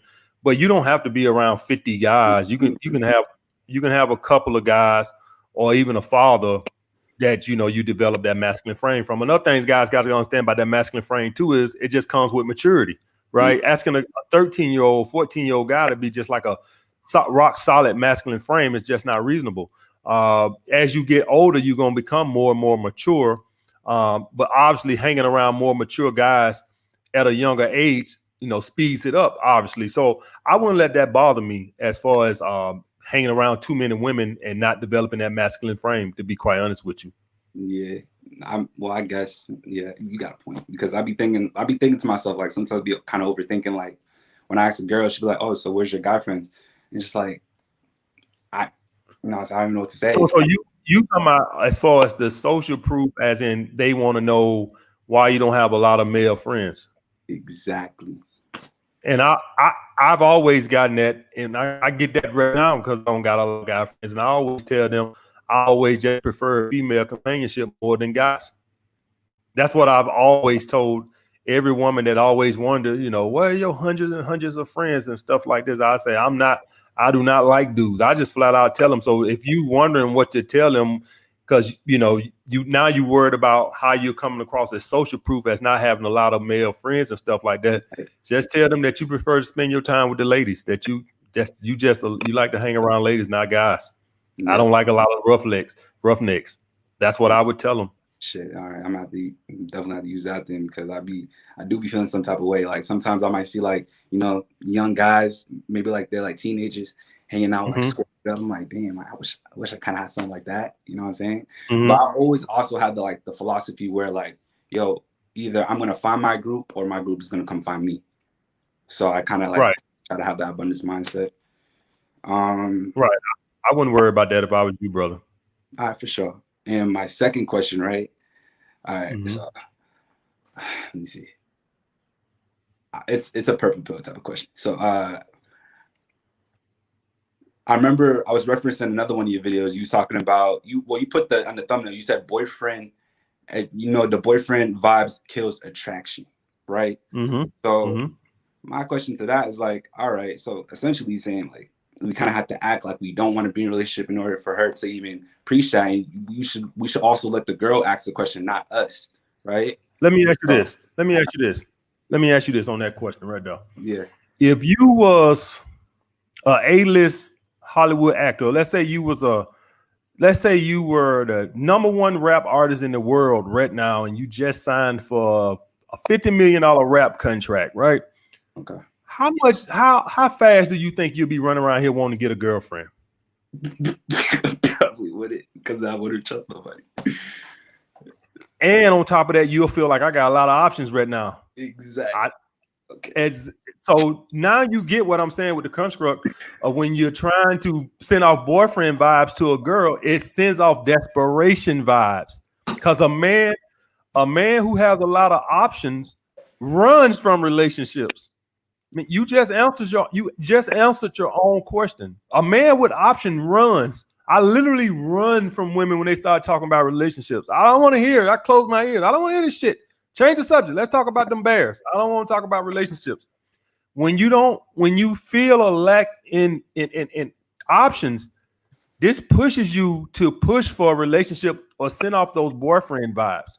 And that's why I tell you, women understand this. This is why boyfriend vibes are so unattractive, because women understand that a man with options runs from relation. He tries to like prolong it, like, okay, like it takes a while. So when you send that off from the get-go, she knows this is a guy that doesn't have a lot of options. You just answered your own question. I just put it to you and you told on yourself. You said, if I was the #1 rap artist in the world, I would not want a relationship. And for all the purple pill guys, I'm purple pill. If they signed that same record contract right now, they was the #1 rap artist in the world or the #1 hip hop artist in the world, they ass would not be studying no goddamn relationship, and they know it. I'm pepper pill. I get tired of playing the field. Shut the fuck up, you lying piece of shit. You lying piece of shit. You get one option a year, right?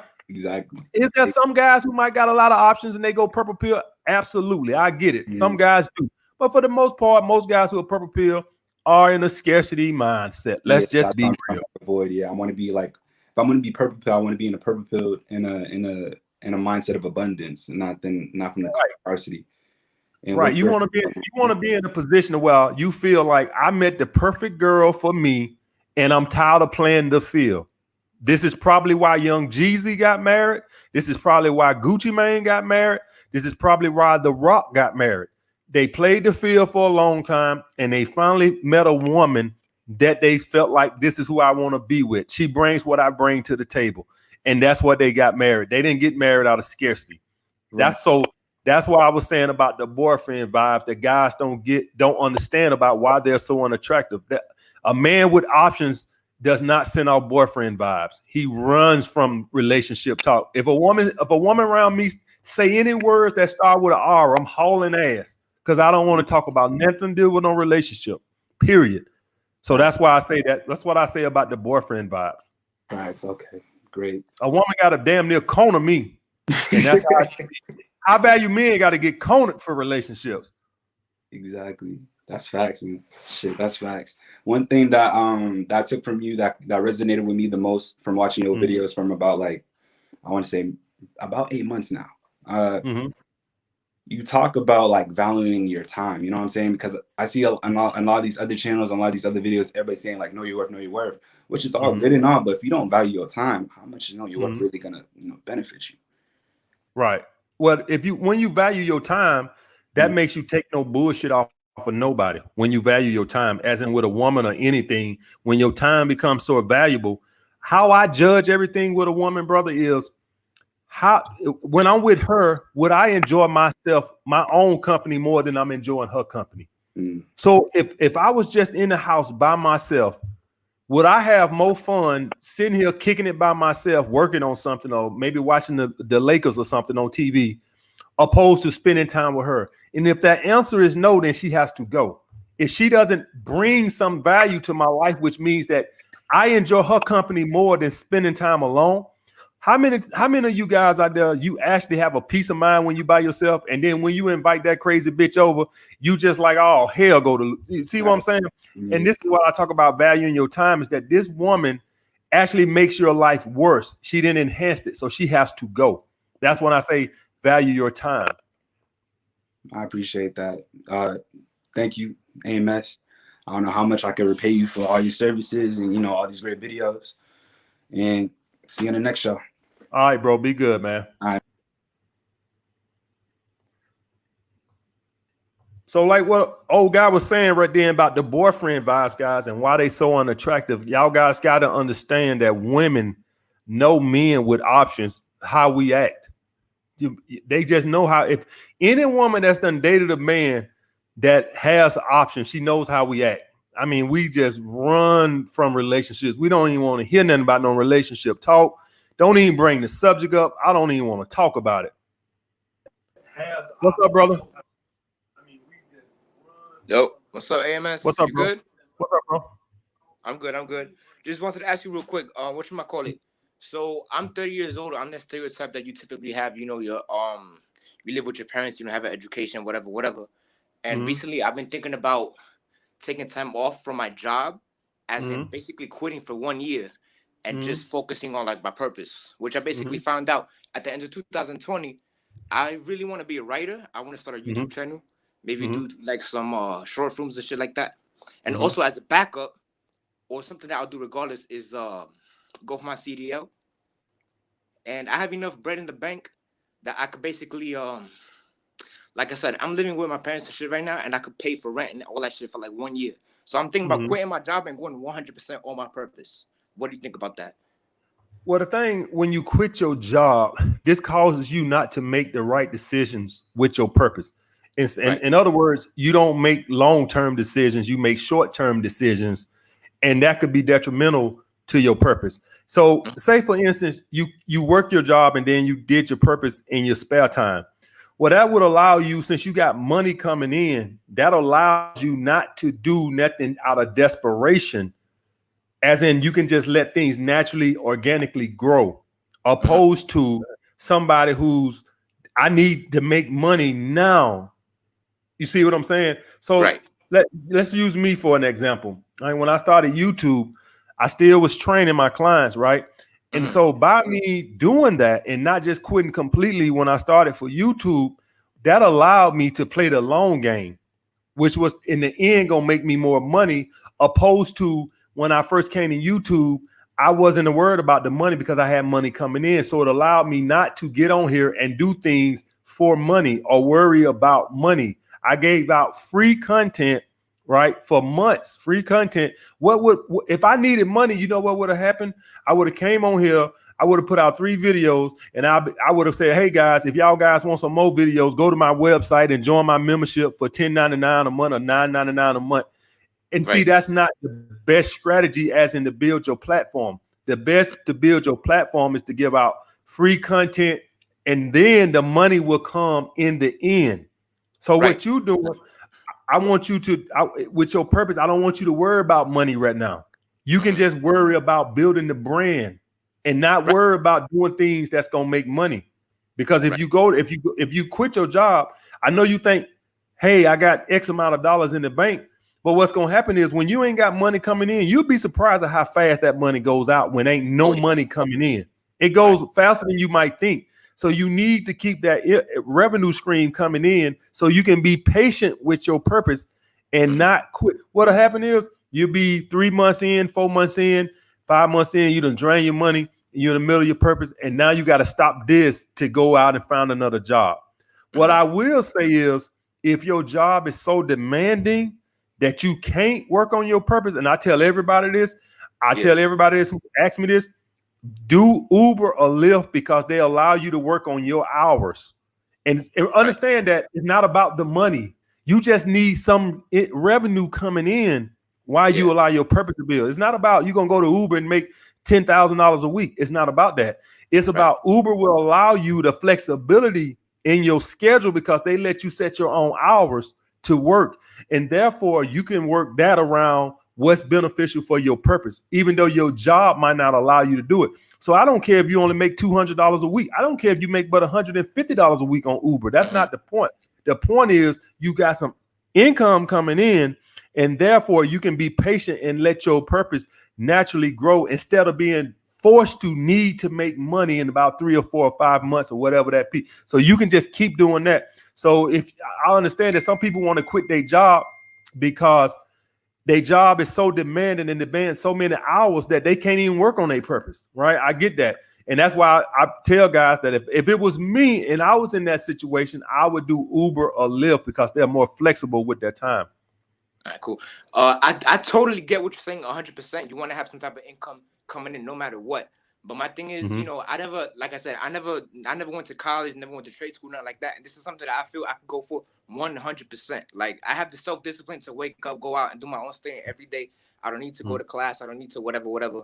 And this is something I really want to do. I'm 100% sure that I could do about this. I know I'm not expected to make money out of it right away, but I do want to at least have a good, you know, like build it up to a certain extent. if I spend 1 year just building it up, even if I go back to a regular job, at least I'll have my own thing on the side that I have built for myself. You know what I'm saying? Well, the issue is a lot of guys don't understand this is that a year is pretty quick. All right. Can it happen? Yes.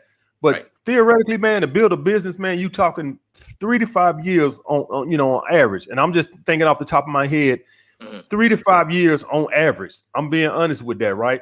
Could you do it in a year? You theoretically could do it in a year, but that's not how I've seen it.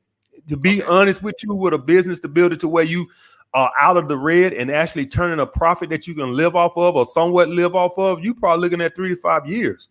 And this is what guys don't understand. This is what causes guys to quit, because they go into starting a business and in 6 months to a year, it ain't what they thought it would be. And instead of reinventing it or figuring out or making it better, they quit altogether.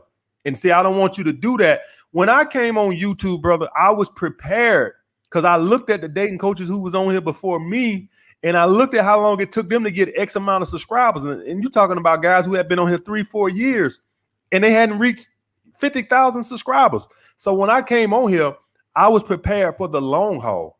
Now, I popped off, but that's not typical. That just happened, right? So guys look at my situation and they say, look at AMS. He blew up in a year. Well, that's not typical. Look at LeBron James. He came in the NBA and he started dominating right away. That's not typical. Most people, when they come into the NBA straight from high school, it takes them 3 to 5 years, at least 3 years before they get to a point to where they can handle themselves in the NBA. So you can't take outliers and think that this is the norm. That's not the norm. The norm is it's probably going to take you 3 to 5 years to turn a profit with your purpose in your business. So you have to be prepared for it and go into it with that mindset. That's where you're not disappointed and quit. If you go into it with that mindset that I'm gonna pop off in a year, if it don't pop off in a year, you're gonna quit and feel like it's a failure because you can set your expectations unreasonably. I just was talking to mediocre tutorials, and one thing he was saying was guys do not set reasonable goals. They set these crazy goals for themselves, and you have to set reasonable goals because when you set outlandish goals, when you don't reach them, you're gonna quit. Right. I mean, I didn't expect to pop. I didn't expect it to pop off within a year. I just want to get something started. I don't expect to have 10,000 subscribers, nothing like that. But I do want to have quality content going, something where I could just get started with. Then I could go back to a regular job or whatever, but still have something of my own going. You know what I'm saying? That's all it is. I don't expect to pop off. If it's me, bro, stay working your job and do this on the side. If you I'm just gonna be honest with you, and you my brother, so I'm just gonna be honest with you. Because listen, everything y'all guys done, I done, man, 10 times over. What it sound to me, it sounds like laziness, and it sounds like you tired of working, and you using this as a excuse to be like, well, I'm gonna do this. That's just laziness. You stay working, and then you come home, and then you do this on the side or on the weekend. What a lot of guys do is they try to use their purpose as an excuse to be lazy, so they don't have to work and say, well, I'm working on my purpose. And it don't work like that. This is the grind. The grind is you do your purpose and you have a job. You can't say, well, my purpose and now I don't have to do no job. That's the grind. The grind is I'm building a business with the job. That's the grind. That's why I was so damn tired. If you go back and you look at my first live streams, look how I look awoke and fresh. Go look at my old live stream. I look tired as shit because I was tired. I was waking up at 4:30 in the morning to go train clients. Right. So the point being, man, is that you have to get to a point to where I'm at. Now I work to get to this point to where I can kick back. I paid that dues. You got to pay those dues. You guys got to pay those dues. And you can look back 2 years from now, 3 years from now and say, man, I remember, man, I was working that shitty job and then this popped off and then I quit that and I went a full time. But I don't watch so many people on YouTube who quit their job, become a full-time YouTuber. Then 6 months later, they tell me something, had to get a job again. So that's all I'm saying, brother, is that YouTube is a fickle thing, man. You get canceled. They come on, they don't like your hair. Oh, he canceled. I don't like his hair. We cancel him. So you don't never want to pin on it like that, bro. They cancel you for everything. Oh, he said he commented and he said this and he canceled.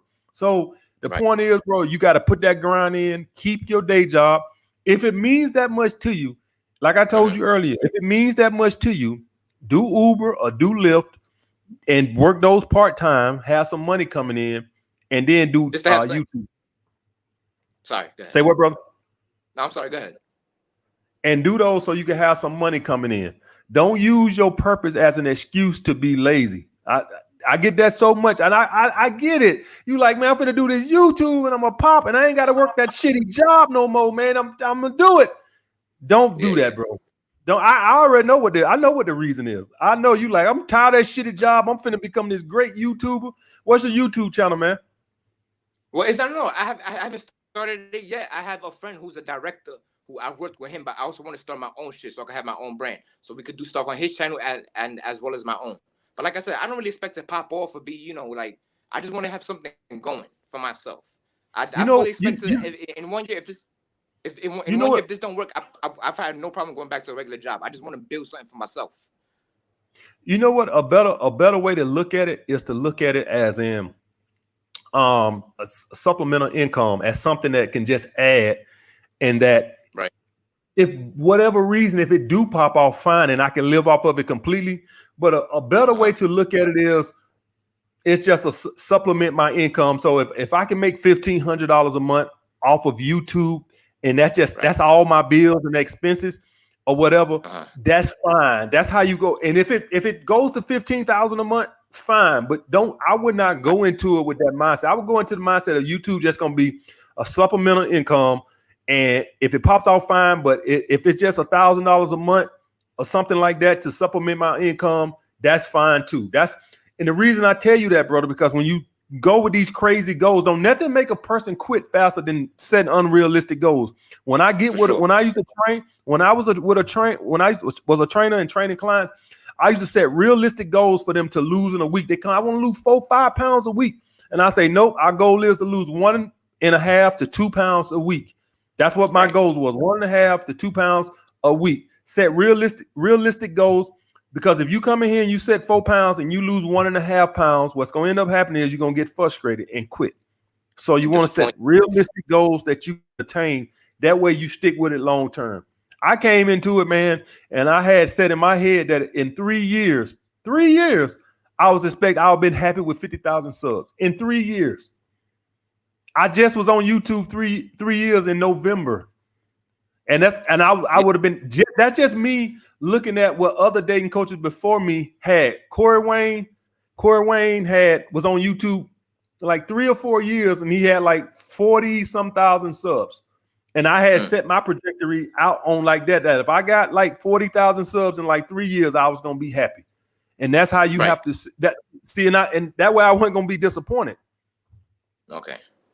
Do it real long term, and just build up bit by bit. So just do maybe like Uber or Lyft, like you said, and just let the YouTube income slowly build up. Exactly, brother. Cool. All right. I appreciate you, man. AMS, be easy. All right, bro. Be good.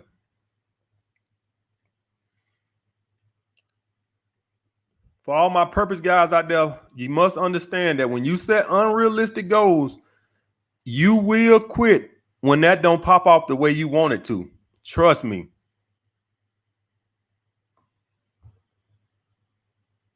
Thank you, Ajax. That's exactly right, brother.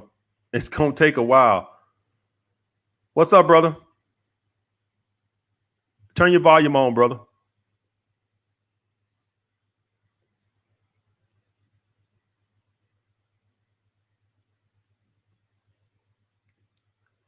Turn your mic on, bro. No, I ain't got no mic with you. All right, bro. Try to call back. All right, try to call back.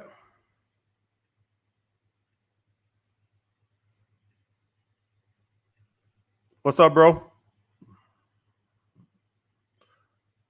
Let's go. Who is this down here? What's up, bro? It was good, MS. What's up, bro? So my question is, if you could go back and talk to your 22-year-old self face to face, what would you tell them right now? Not really in terms of 15? women. 15-year-old self? 22. You said 15, 22-year-old self? Yeah.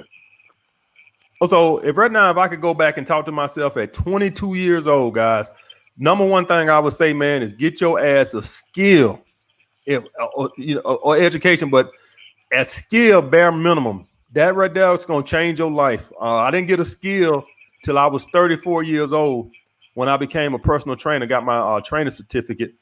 And that's my first skill. You won't make no money unless you bring some value to the marketplace. Other than that, you only can do like assembly line work or some bullshit that they could train you in 10 minutes, which is not going to pay no money. You need some knowledge on something that you bring value to the marketplace. So if I could go back and slap the shit out of myself right now, I would say, man, get your ass a goddamn skill. And on top of that, man, my life would be total. I'd be worth $100 million right now if I was to give myself 22-year-old self some knowledge back then. Because this is what I would do if I was 22 years old right now. If I was 22 years old right now, I would get a skill. Then I would get a job with that skill, making decent money, living below, my living wage, live below that, so I can save some money. And then whatever job I was doing, I would start my own damn business. What I did with the security company, which is very easy. So what's your skill, brother? Right now, I'm working on front-end web development. So basically programming and making websites from scratch. That's what I'm working on right now. All right. So, and you're going to do your own business? Eventually. I got to get there first. Okay. So you're going to work for somebody. You save your money up. You look at how they model their business, right?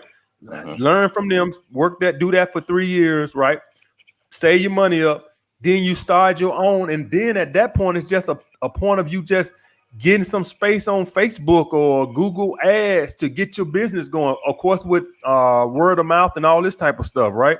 And you have your own customers. And then for long, you start hiring freelancers.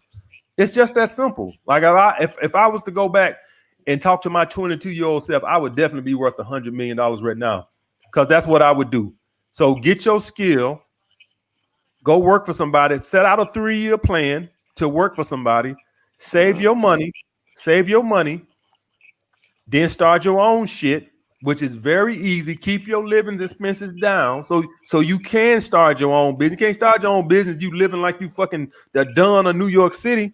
Right. That's what trap people in jobs is they get these liabilities and then they can't start their own business because now I done went and got this house, I got this mortgage, and then I got this SUV right here. I got to pay this every month. So now I'm trapped. I can't take this chance of starting my own business because I don't want to got all this bullshit. So you stay living cheap. You stay living in a cheap apartment. You stack your money. You sacrifice. You do a little delayed gratification. And then you get you an LLC, right? You want to get an LLC first. You want to do an escort first. You want to get an LLC. And then you start your own business. Get your own website. And now it's just a matter of you paying for advertising to put your product in front of people. And you have to find out what's the best place for you to put that product. Facebook, Google Ads, YouTube. You have to play around with it and find out what's going to give you a good conversion rate.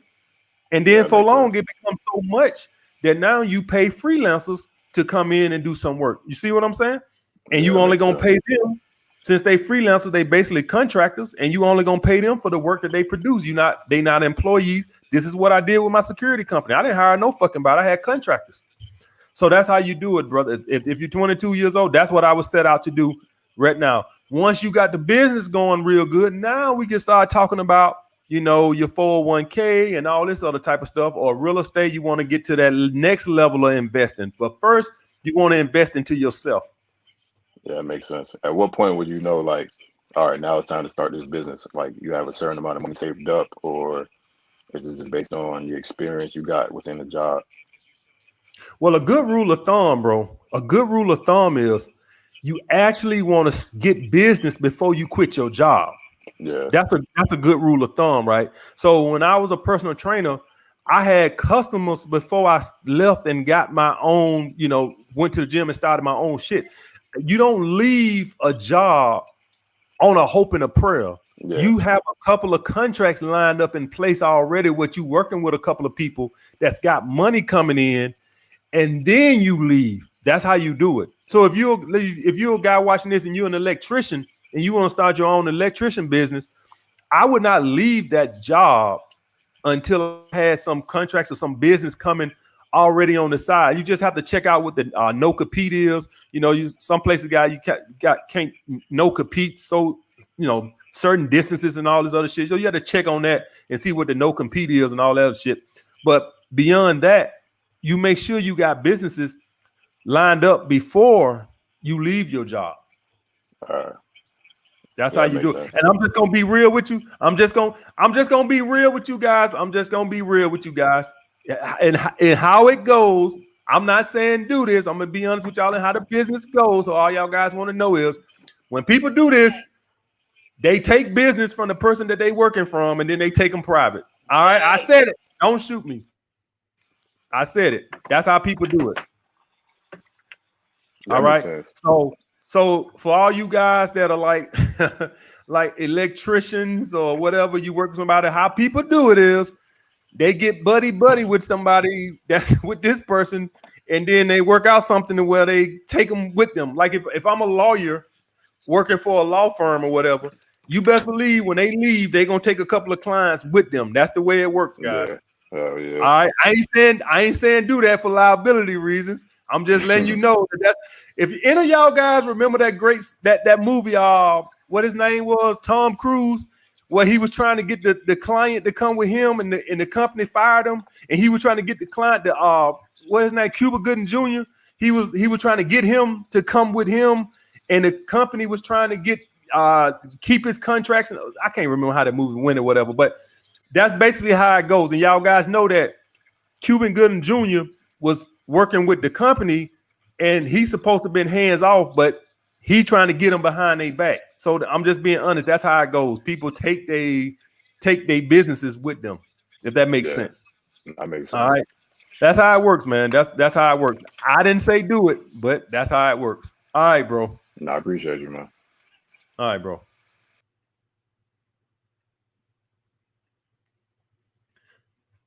For all y'all guys that don't know, that's how it works in the real. So you working for somebody, right? You working for somebody. All right, you do got no compete, shit go on. But y'all guys gotta understand, a lot of people don't enforce that shit. They don't really care. When y'all guys working for some of these big corporations, they ain't got time to be running up behind your ass. When I was working for the Equinox in New York City, they was suing some trainers that kind of like took their whole business model. They not only did they take some of their clients, but they kind of took their whole business model, kind of like, copyrighted their logo, and they did all type of shit. And they was what I heard was they were trying to sue them. I don't know how true it was, but that's what I heard, that they was trying to sue them for infringing on their logo and their business model and stuff like that. So y'all guys have to be aware of that, but I'm just letting you know that that's how businesses work, that when people leave, they take the clients with them. What's up, brother? What's going on, AMS? It's good to see you, man. What's up, Richard? Thank you. I've been following you from the very beginning, from 2017, and it changed my life, of course, as many other people could attest to it. You know what I mean? But one of my many questions that I have is, for one, like, it's obvious that society lies to us on a day-to-day basis. You know what I mean? And we deceive the people all the while. And outside of dating, I wanted to know from you, like, what are some of those lies that stand out to you the most? That the vast majority of people are, I guess, deceived. You know what I mean? That are misled. They don't really see through it. You know what I mean? Well, the number one thing is I wouldn't say it's a lie. I would just say they make it seem that it's insurmountable, is starting your own businesses. And, you hear these numbers thrown out that 90% of businesses fail the first year, and everybody done heard those numbers and whatever, but they don't never tell you why. And the reason why 90% of businesses fail the first year is because, for one, people set unrealistic goals as into what a business, how it's supposed to pop off the first year. And a lot of people think they're supposed to turn a profit the first year, and you're really not going to turn a profit the first year. So people quit. And what I'm telling you guys is, if you set a realistic goal with starting your business, if you set out and say, 3 to 5 years, I expect this business to be turning a profit, you'll stay in business. The first year, you probably going to lose. All right. That's why in a lot of states, they give you tax breaks for losing the first year and stuff, because they expect you to lose when you start businesses. You see what I'm saying? And so I think they're not lying. 90% of businesses do fail, but it's not the reason why they say. It's because, for one, people go into it with unrealistic goals. And so they think that if I ain't turned a profit in a year, I'm going to fail. Two, people quit their job and they go all into the business and they forced to quit. So you got to build your business working for doing another job while this builds. This going to take 3-5 years. You got to work another job. So that would be the number one thing that sticks out to me. And there's so many people, whenever I make an entrepreneur video, people come and say, man, everybody's not meant to be a boss, this, that, and the other. And I call bullshit on that. And y'all done drunk the Kool-Aid. Do y'all guys ever think to yourself, this son of a bitch I'm working for, the same way he started this job, I can start it the same way? Do that ever hit y'all guys' minds for whatever job? Now, I understand some of you guys might be working for big factories and stuff like that, and you can't start a fucking factory. I get that, but I'm talking about, theoretically speaking, that if you got a job, you're an electrician, you're a plumber, or something like that, you got a skilled labor. You don't ever think that, hey, the same way he done slapped this little raglass logo on a truck, I can slap my damn logo on a truck and start my own shit. It's so fucking simple. So that's what I would say, man, is that anybody can be a boss if they come into this with realistic goals, being honest, work hard, delay gratification, don't spend nothing on yourself, reinvest everything back into the business the first 3 to 5 years. Don't go take out liabilities. These liabilities get you trapped into a job. That's the number one reason why people have to work jobs and can't open their business, because as soon as they get a salary, they start taking out liabilities. I need to get a mortgage to impress my friends. I need to get this truck to impress my friends. I need to do all this type of crap. And now I'm trapped, and now I can't quit to start my business. I see. So this also leads to a purpose question now. Like, I'm glad you bring this up, because for me personally, from when I was a little kid, I was always great at giving speeches. Like, that was something that I always loved, with class presentations, just explaining things in general. And so my passion and something that I've always loved to do is to become a motivational speaker, or to become a public speaker. So in this time, I was wondering, for like looking in the future, how would I be able to make a start doing that? Because one of the ideas that I have is actually creating music. That's another thing that I do. I'm a man of many hats, thanks to, again, taking your advice, trying new things, and then seeing where that would lead. I've also tried producing my own music on my own, and then maybe garner some attention there, and then from there go towards public speaking. I wanted to hear your advice and get some suggestions from you, if you may. And you want to be a motivational speaker? Yes, sir. Right now, man, you in the best time to be alive. There would be no AMS if this was 20 years ago, right? And I wanted to give out dating advice, right? There would be no AMS. This is what I would have had to do 20 years ago. I would have wrote a book. Then I would have had to go to some kind of publishing company and hope to get published, right? And then they would spend a shit ton of money to promote it and, advertise it. And then they would have gave me pennies on the dollar for writing that book, right? With social media, brother, you literally, if this is me, if I'm you in your shoes right now and I want to do motivational speeches, I would be doing motivational videos on YouTube right now, building a following that motivate people. Inspirational. CT Fletcher was real good about that with back in, when he was real popular. Ray Lewis also just real good at motivational speaking and stuff like that. I would just make 5 minutes, probably not even that long, 3-minute motivational speeches that you say, if you was in front of somebody, build up that following. That way somebody wants you to speak to them. You done built up that following. So if I was you, I'm doing it on social media and I'm just building it up right now on YouTube, Instagram, and Twitter. That's something you couldn't have done 20 years ago. That's why that's why I don't get mad at girls who are OnlyFans and stuff like that. Those girls on OnlyFans, you know what they would have had to do 20 years ago? They would have had to join some porn company, get fucked and suck dick all fucking day. I'm dead serious, and probably got $200.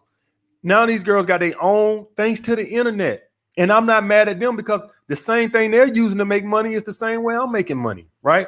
If I'm a guy, if I'm you, I'm finna start my big man inspirational channel, something like that. People want to hear positivity and be pepped up and stuff like that. People want to be fired up and be motivated. The number one way to do it is telling people your pitfalls. This is one thing why guys relate to me. I'm so relatable. I tell guys all the time, shit, I done talk to y'all guys about living in that basement so much. I think some of y'all probably feel like you've been in the goddamn basement, right?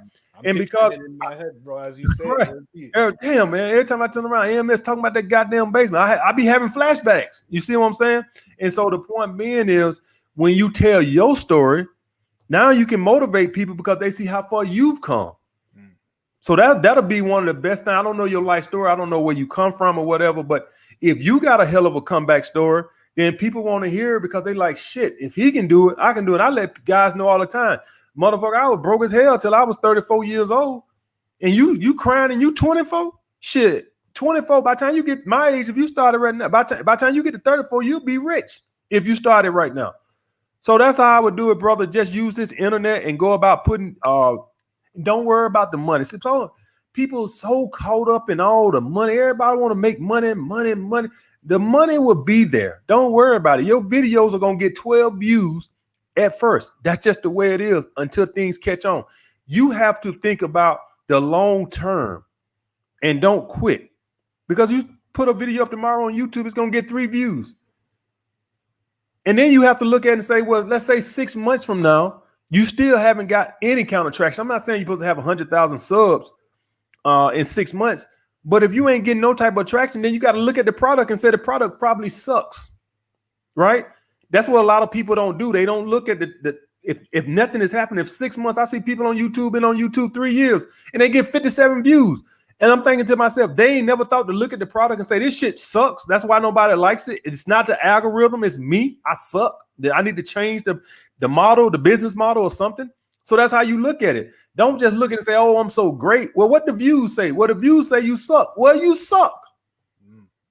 Let the results speak for themselves. Okay. Now, if you're seeing some steady growth, then that's something. But if you ain't seeing no growth, it's time to look at the product and say, well, maybe I suck as a motivational speaker. Maybe I need to deliver my message a different way and change the business model around. Okay. So in other words, you need to rebrand. You know, if you're using a certain approach and your marketing approach and everything from what you see, it's off. It's not really connecting with the people, or there's a lack of traction. I know you mentioned in another video where there was another gentleman who he was trying to get into music, but he had the same issue. So you're trying to suggest to him that, look, you know, you may need to rebrand, you need to remarket, think over the marketing scheme before you could go through, you know, in the future. So basically you have to look at rebranding. All right. You want to know what I'm going to tell you what I've seen. This is what I've seen for anybody over there that want to do some business, especially particularly in social media. What is unique about you? This is what's going to separate you from anybody else. What is unique about you? If you're going to start a dating channel and you're going to sound like AMS, right? Verbatim, just pretty much every word, you probably ain't going to grow that good. I'm not saying it's impossible, but you probably not going to grow that good. But if you're going to bring a different aspect to the game, right? So a different way, I don't know what that could be, but I'm just saying you got a different variation of something that I do, right? That's real catchy, then you could pop. If you just gonna come on and you bring literally, you ain't gotta reinvent the game, but you gotta bring something unique to it.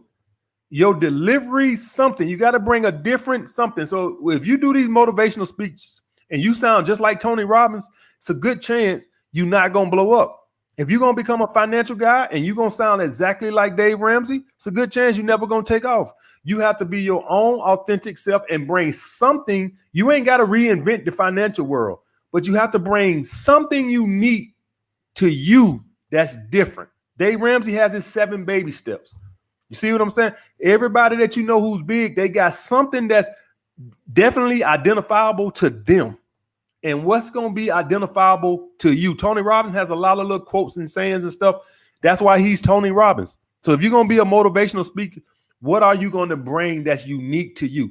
I'm not saying everything that comes out your mouth has to be something that nobody never heard before, but you have to say something that nobody has heard before. That's all I'm saying. And so when you see a lot of people that try to do this music and stuff like that, and you sound like, you know, Drake, or you sound like Meek Mill, you have to create your own style, a new style, or something that nobody ever heard. You see what I'm saying? If not, it's not gonna pop. You're gonna sound like a carbon copy of somebody, then you're not gonna pop. Playboy Carti has his own unique style. That's why he popped off.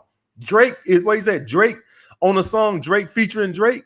Drake is the only fool that can rap and then sing his damn sing his choruses. You see what I'm saying? So that's the point I'm saying. That's why he's so popular. He does pop good and he does rap, and he puts them in the same song. He'll do pop and then rap in the same song. It's unique. Nobody does that, right? When most people wanted to do pop and rap in the same song, what they did, a rapper when they got a pop artist like Chris Brown or some Trey Songz, and then they would be in the song. Drake said, no, I'm going to do both my damn self. And that's why he's Drake. So you have to do something unique. That's all. If you're not going to do nothing unique, you're not going to pop. Okay. On the last subject, we're gonna go to the women, and then I'll leave it be. I don't want to hold anyone else up. But for the ladies, a question for you: in your experience and in your time, again, I know some signs that a woman is pure evil, but in your opinion, as a high value male, what are some signs to you that you've seen that you would classify a woman as just pure evil? You understand me? Like when I say pure evil, I mean, again, in the beginning, like how there are women who just toy with men and they try and manipulate them to not catch them on a date, to make things difficult. And they've read those books that you've told us about.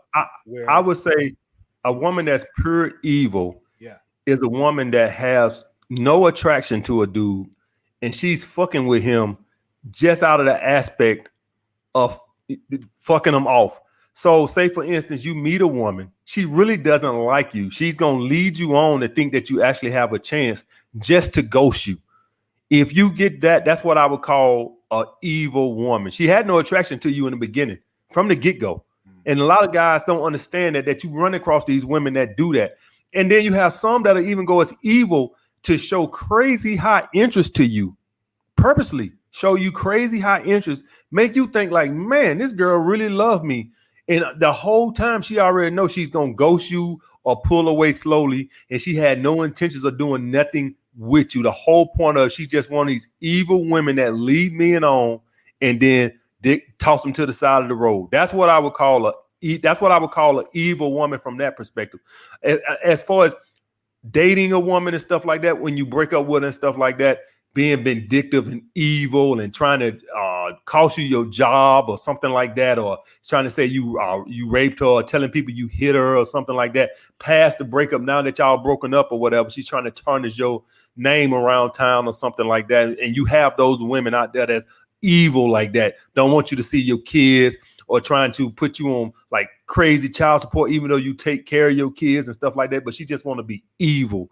But as far as just like when you initially meet a woman who has no interest in you, and guys don't understand that. You guys don't understand. Y'all guys meet these women all the time and you think you did something wrong. You didn't. All the time you didn't do nothing wrong. This is just a woman that just goes out, gives her number out 20 times a day. Some guys she'll even feed on like they got a chance, with the whole time she knowing that she's going to disappear on them just to be evil. So you have those. True. I think that's it. I mean, I think, oh yes, and the last thing, last thing, and that's it. The seductive voice that we're to put on. So I've noticed that when I've tried to seduce women from time to time, they'll give me a certain line like, "Oh, you're very mysterious," or "You sound mysterious." So they love it. You can tell in their voice, like when you're acting masculine, like you said, they have a tendency to be feminine, right? Especially the women who are difficult with me at first. I again put that masculine frame on them, do the seduction, speak slowly, cool, calm, and collected, pass the test. And I've noticed from time to time, some of these women, especially when I'm at work, when I'm on a phone call, I'll automatically put it on them. And then they'll say, "Oh, like you sound mysterious," or they'll give me some weird lines, from time to time. Again, what's your take on that? You know what I mean? Well, the thing is, y'all guys got to understand your interaction with women is going to change just based on how you coming at them. If you're in your masculine energy and their attraction is high, they just naturally going to be feminine, submissive. If you in a feminine energy, then their attraction is going to drop and they naturally going to move in masculine. That's just the dynamics of how it works with women. So whenever you see that, I always tell guys, blame yourself. I never blame the woman, because women are a reflection on how we're portraying ourselves. It's never them. It's always us. If a woman disrespecting you, that's because she knows you'll take it. You don't stand up for yourself. Don't get mad at the woman. I'm mad at you, because just like a child who, skips school or does anything bad and you have to discipline the child, you have to discipline your woman.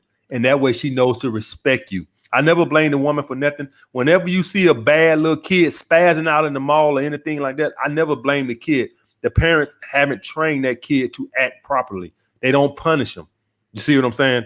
So anytime that dynamics, I always, if I have a woman acting masculine or something like that, I look at myself. Am I acting feminine? Has she been acting up and I'm tolerating it?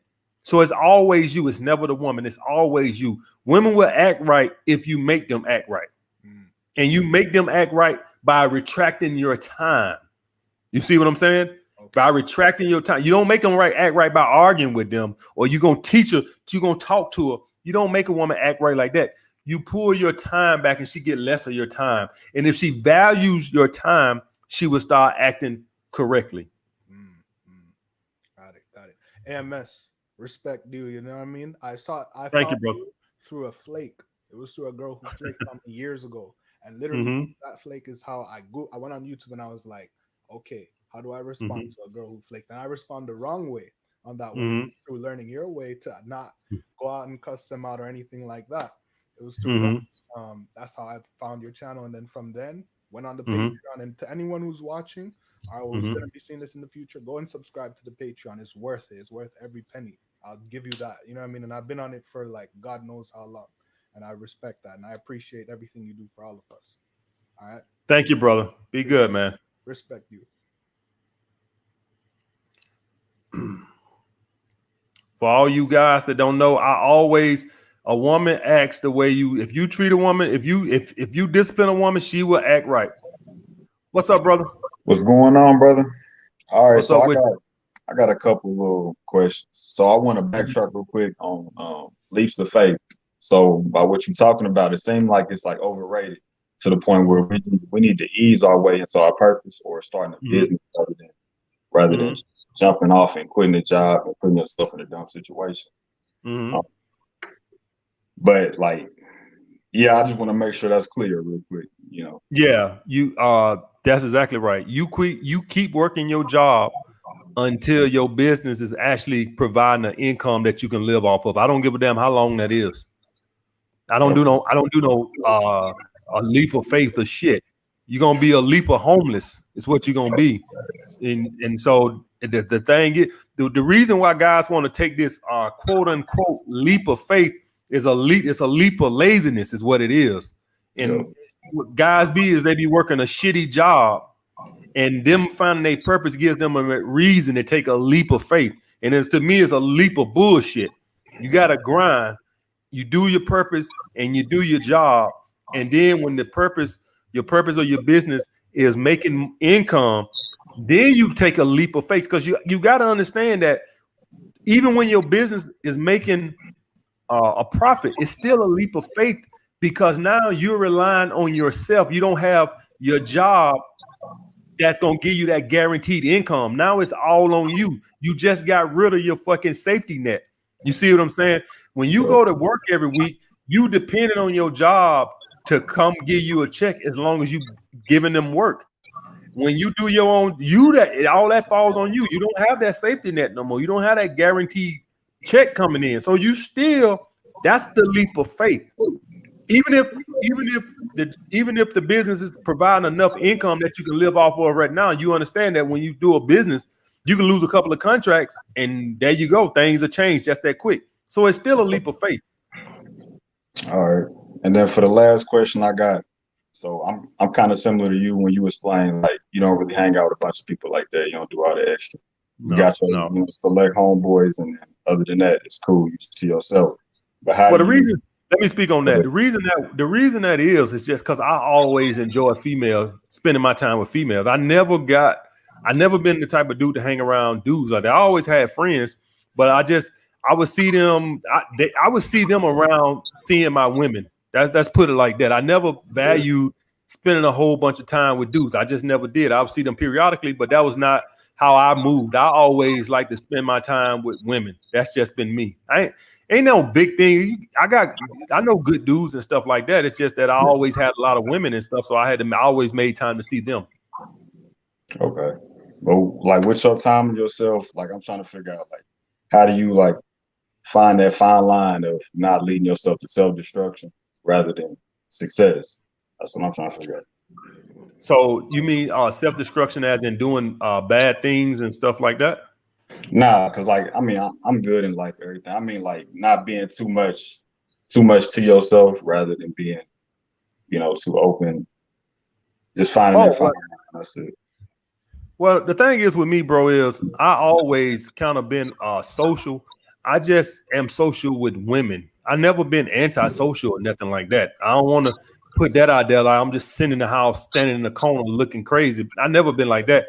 I just always preferred to date women. So I want the young guys to understand that I'm not no hermit that's sitting in the house by myself watching Seinfeld reruns.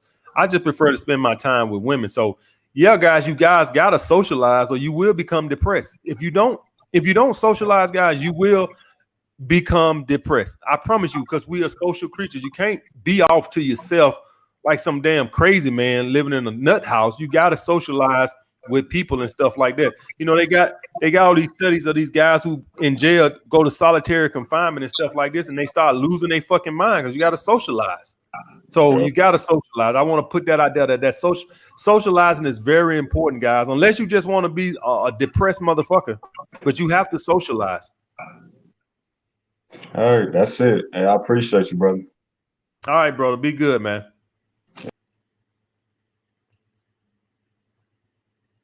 I want to make that abundantly clear, guys, that you have to socialize. What's up, brother? What's up, boss? I'm back. What's up, brother? All right. So my first question was, would you say it's easier to gain a following on Instagram or on YouTube? It just depends. It depends on what you're talking about. I think that Instagram, if you got a great body, I think it's easy on Instagram. If you got a great message, I think it's easy on YouTube. It just depends on what you're doing. So if you're somebody that's a fitness guy and you got a great body or whatever, and you post that on there, you're gonna blow. If you notice, most a lot of the fitness guys got bigger followings on Instagram than they do on YouTube. A lot of them do, and that's because fitness and stuff like that works better on Instagram than it does on YouTube. The thing on YouTube is it works good if you got the body with the message, so it depends on what are you trying to do. So I make edits. I do like videography kind of thing, so I can record and I can edit, kind of like a ASAP Rocky, Playboy Cardi kind of vibe. Yeah, so that's I gonna be videos on Instagram or on YouTube. Yeah, it's gonna be easier for you on YouTube with that. Okay, so like, how long would you think I should like make the videos be? Like a minute, 3 minutes? So you're gonna so you're trying to figure out your business model. So what kind of videos are you gonna make? It's mainly like music videos. Like it'll be some clips and then music that's like synced to it and kind of like matches the vibe. You're gonna do the video editing and stuff like that. Mm-hmm. I'll give you my honest opinion. For that right there, I would be reaching out to people who already got a following and you can still do your channel thing too, but I would be trying to reach out to people who already got a following. And that way you can get your work and start to show on their channel so you can get some exposure. But I would want to put some of my work up on my website or on YouTube or something so you can refer them to look at something, right? But that's a great way to build it if you can get somebody who's already that makes vlogs or something like that. Even if it meant for you to do it for a dirt cheap, you just trying to get some exposure and a name for yourself. So if that was me, that's what I would do. I would be trying to reach out to somebody that make videos that I think I can help, and I would reach out to them, probably hit them up on DMs and Instagram, because that's how everybody do business right now. Everybody just hit people up on Instagram. Everybody y'all guys see me interview on this channel, I just hit them up on Instagram. Hey man, you want to come on the show? So like that's what I would do if I was you. All right, and then my next question is, but if you asking me what I would do, that's how I would go about it. You can still do your minute clips or 2-minute clips on YouTube or whatever, but that's what I would do. I would be reaching out to people who make the kind of content that I think I can make good videos for. Okay. And then my next question is, like, what are some good like states in the United States to move for? Like when I'm trying to go to college. Good states. Oh, you want to definitely be in a Republican state right now. You want to stay the hell away from New York and California and stuff like that, unless you're trying to get real estate or something, because the taxes, man. But it depends on what you talking about. Going to college, what kind of college you trying to go to? Mainly for soccer, but I want to major in like video editing, like I said, videography.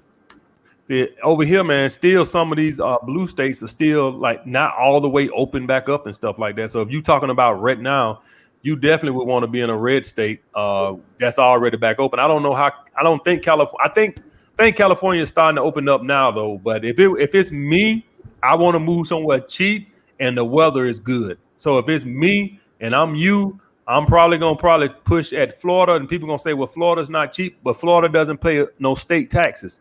So so whatever the cost of living is balanced out by no state taxes. Texas, Georgia, cheap state taxes, somewhere like that, where the weather is good, and definitely until this COVID shit passed, definitely would want to be in a red state. I definitely would not want to be somewhere in like New York or California that's still running around, got everybody locked down and bullshit. Nobody got time to deal with that bullshit. So if it's me, brother, that's what I would be looking at. I would be weighing all those, the cost of living in and what's the taxes, and is the state still locked down, or how they carrying this COVID shit. That's all the variables I would be looking at.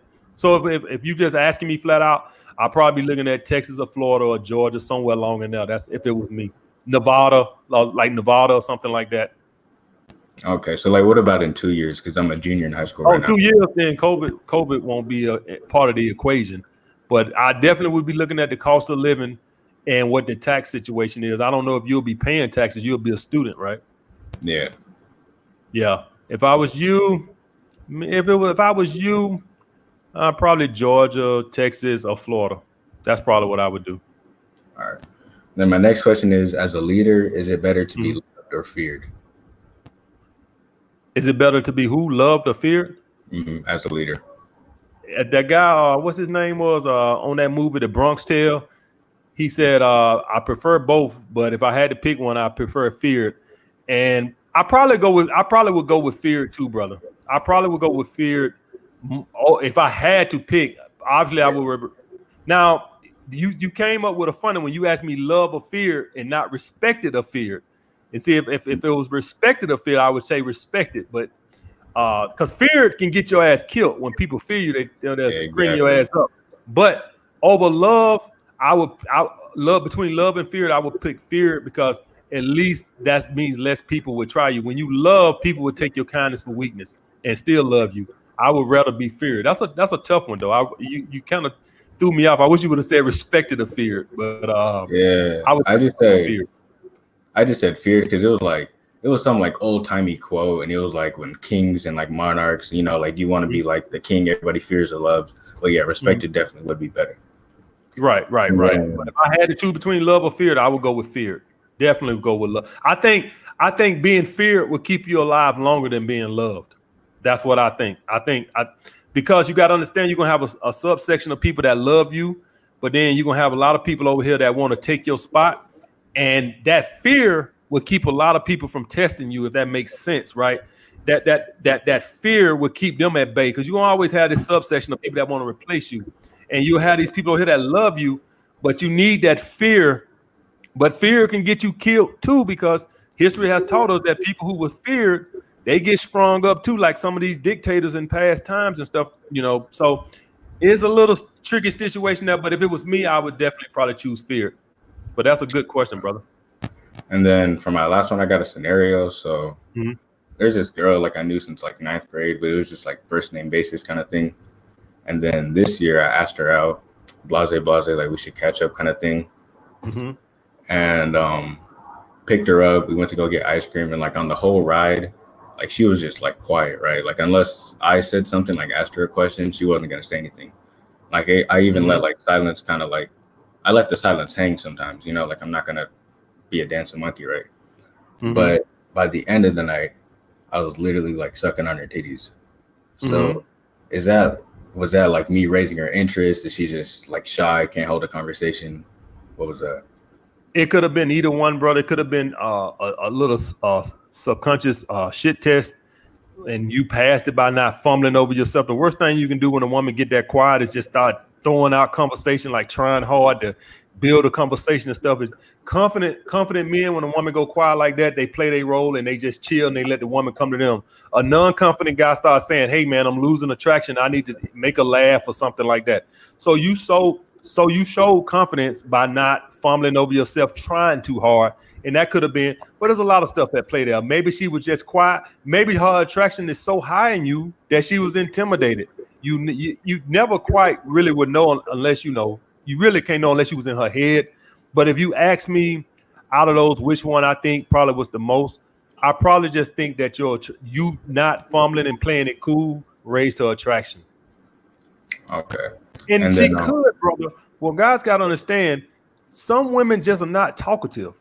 It really don't until they get more comfortable with you. It's not always got to be a shit test. Some women are she probably just wasn't comfortable yet. You know, you had to let the comfort level get there. It's not always a shit test. It's not always she wasn't attractive, you raised her attraction. Sometimes some women just not talkative until they get more comfortable with a man. That's true. Because when she was back at the crib and I was like seducing, she was like opening up a little bit more. But exactly. And then I was trying to escalate, right? But like she didn't want to. And I'm assuming, you know, just because of the first date, right? But I told you how far I got.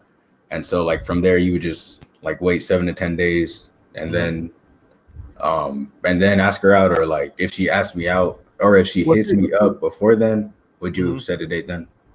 Well, the thing is, and maybe I need to redo that video. Maybe I'll consider doing that. Guys got to understand that when I said that, all the stuff that I was doing in my life with that 7 to 10 days, that I was trying to juggle 3 women with limited amount of time. I was a trainer, had my security company, and I was trying to do YouTube all at one time while trying to date 3 women. And so how I would do it was I would go a week, and this not even counting me meeting new women. So I would go wait a week or so, or sometimes longer, because I'm trying to date all these women with limited amount of time. Not that I was trying to play no game or nothing like that. But what I saw was, and this is funny, I saw this, is that it seemed to raise their attraction. But if you're talking about what I would do now that I got more time on my hand, I would not do that now because I don't have to, because I got a lot more time on my hand. I'm not training people, running a security company and trying to run a YouTube channel. So if it's me now, if I went out with a girl on Saturday, I probably would hit her up on Tuesday and ask her out for that Friday or Saturday again. Today, if you're talking about back then, there's no way I could do that. At that time, I had 1 day a week available. And I'm trying to juggle all these women, and I'm trying to see all of them in a row. So that's why I would wait so long, because I'm trying to see all of them, and I didn't have the time. But if I had more time, there's no way I would have done that. That's what I'm saying. So y'all, what day y'all went out? Yeah, Saturday. Y'all went out Saturday? I would probably hit her up Tuesday or Wednesday and ask her out for, I don't know your schedule, but I probably ask her out for Friday.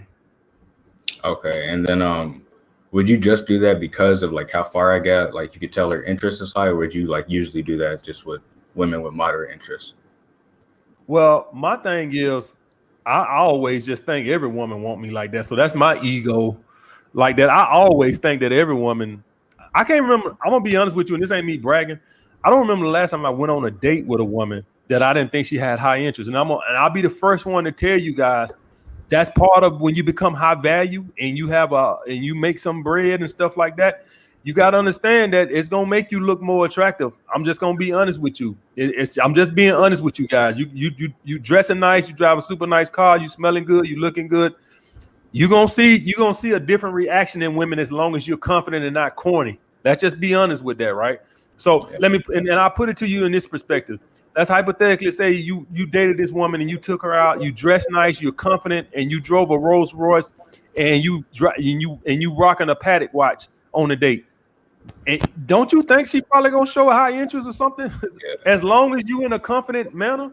I'm just being honest. So the point that I'm trying to say is when you become high value, damn near every woman you go out with gonna have high interest as long as you ain't being a doofus or something like that. Like theoretically, you could be a man that has some means, but you got no confidence, right? But I'm just speaking on assuming that the confidence is on point and all your shit on point. What woman ain't gonna be showing high interest? Just think about it. It don't even make sense. So speaking on that point, I always assume that every woman wants me, and that's how I take it, brother. Unless I see otherwise. If I see otherwise, which I haven't seen in a long time, then this is all part of becoming a high value man. You're gonna start seeing it less and less and less until one day you're just not gonna see it at all. I don't get no flakes no more. If I get a flake, it's gonna be from a woman that I met online that I haven't met yet, and she don't know me like that. But as far as like a woman that I don't met and went out with, oh, that bitch ain't flaking. Oh, hell no. Hell no. Hell no. She is not flaking. Okay. And then last question. So back to college. As a student athlete, would you recommend like having a roommate, or like me being 16 trying to save up to have my own place? Say that one more time, bro. I was distracted. I was reading somebody had text me. Say that again. All right. So for when I go to college as a student athlete, would you recommend having a roommate, or like being in the dorms, or me being 16 trying to save up so when I'm in college I can have my own place? If it's me, I would do a roommate, brother. Take some of that stress off. That's what I would do, and preferably the more the better. So if you can get like a 3-bedroom and split it 3 ways, that's even cheaper. That's what I would do if it's me. I would not be trying to do all that by myself in college and stuff like that. That's too much of a burden unless you got your parents helping you. But if it's just me, it's better with a roommate. And understand that when you do the roommate thing, the more roommates, the cheaper it get. You see what I'm saying? So if you get a 3-bedroom, and it's 3 of y'all, that's gonna be cheaper than if it's just 2 of y'all. All right. Well, that's all I got. Appreciate you, boss. No problem, bro. Be good. All right.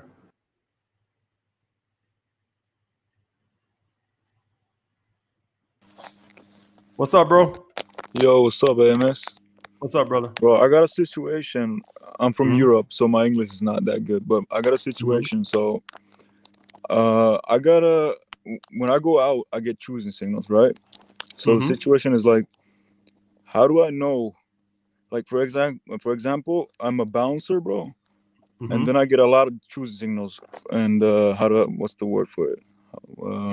Wait. I'm in a restaurant. I get a lot of choosing signals there. But then when I go out and I'm not like dressed, I don't get choosing signals. What's the reason for that? Like, why does that happen? Because women want something out of you. It's something you can provide for them. So you in a position as a waiter or a bouncer, there's something they can get out of you. And so that's why they're sending you choosing signals. That's women naturally are like that when there's something they can get from you. But when you ain't in a position to get them any goddamn thing, like when I was a bouncer, you would have thought goddamn I was a young Denzel Washington the way them goddamn girls are throwing themselves. What they want is they want to be able to call you and be like, hey, can you get us in the club next week? See, that's what, so they'll sit there and throw all them choosing signals, but it ain't about you. They want some shit. And that's why that is, brother. It's some like shit. For real, like, for real? Huh? Like for real, like I work in a McDonald's. If you right now had your own clothing store and you had girls in there working for you, every one of them be trying to fuck you because there's something they can get from you. They want to get some favors with you. They want to be able to show their ass up at work late. They want to be able to take long lunch breaks. They want to be able to do all this dumb shit. When I worked at the club, the manager was fucking all the waitresses.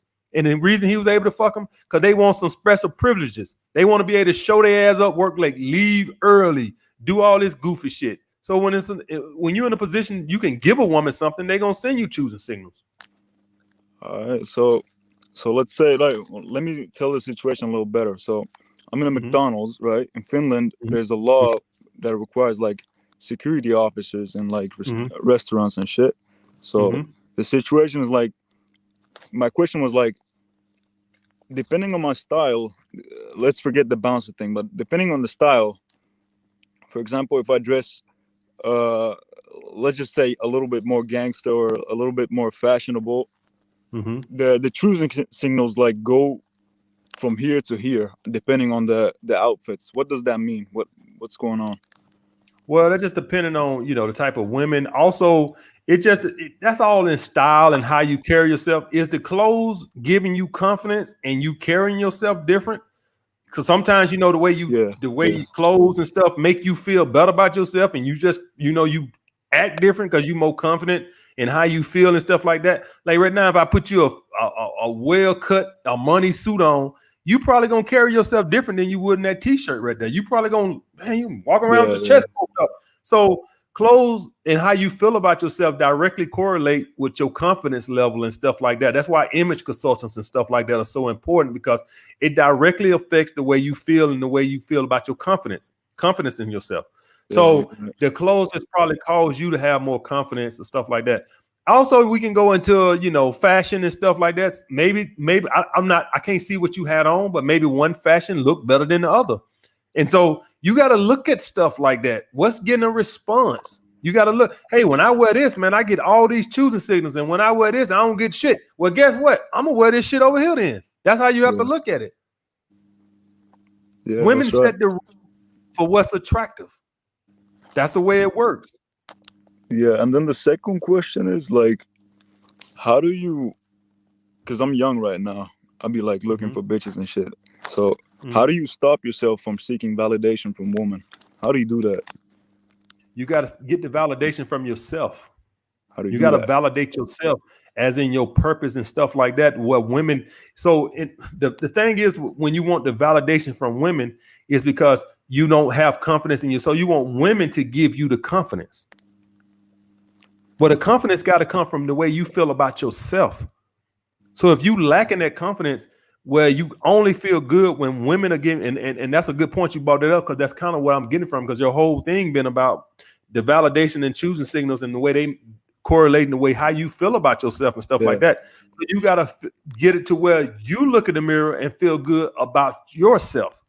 So then I go into say to myself, well, what do we got to do that? Because obviously you don't feel like you that dude right now. So what do we got to do to get you there?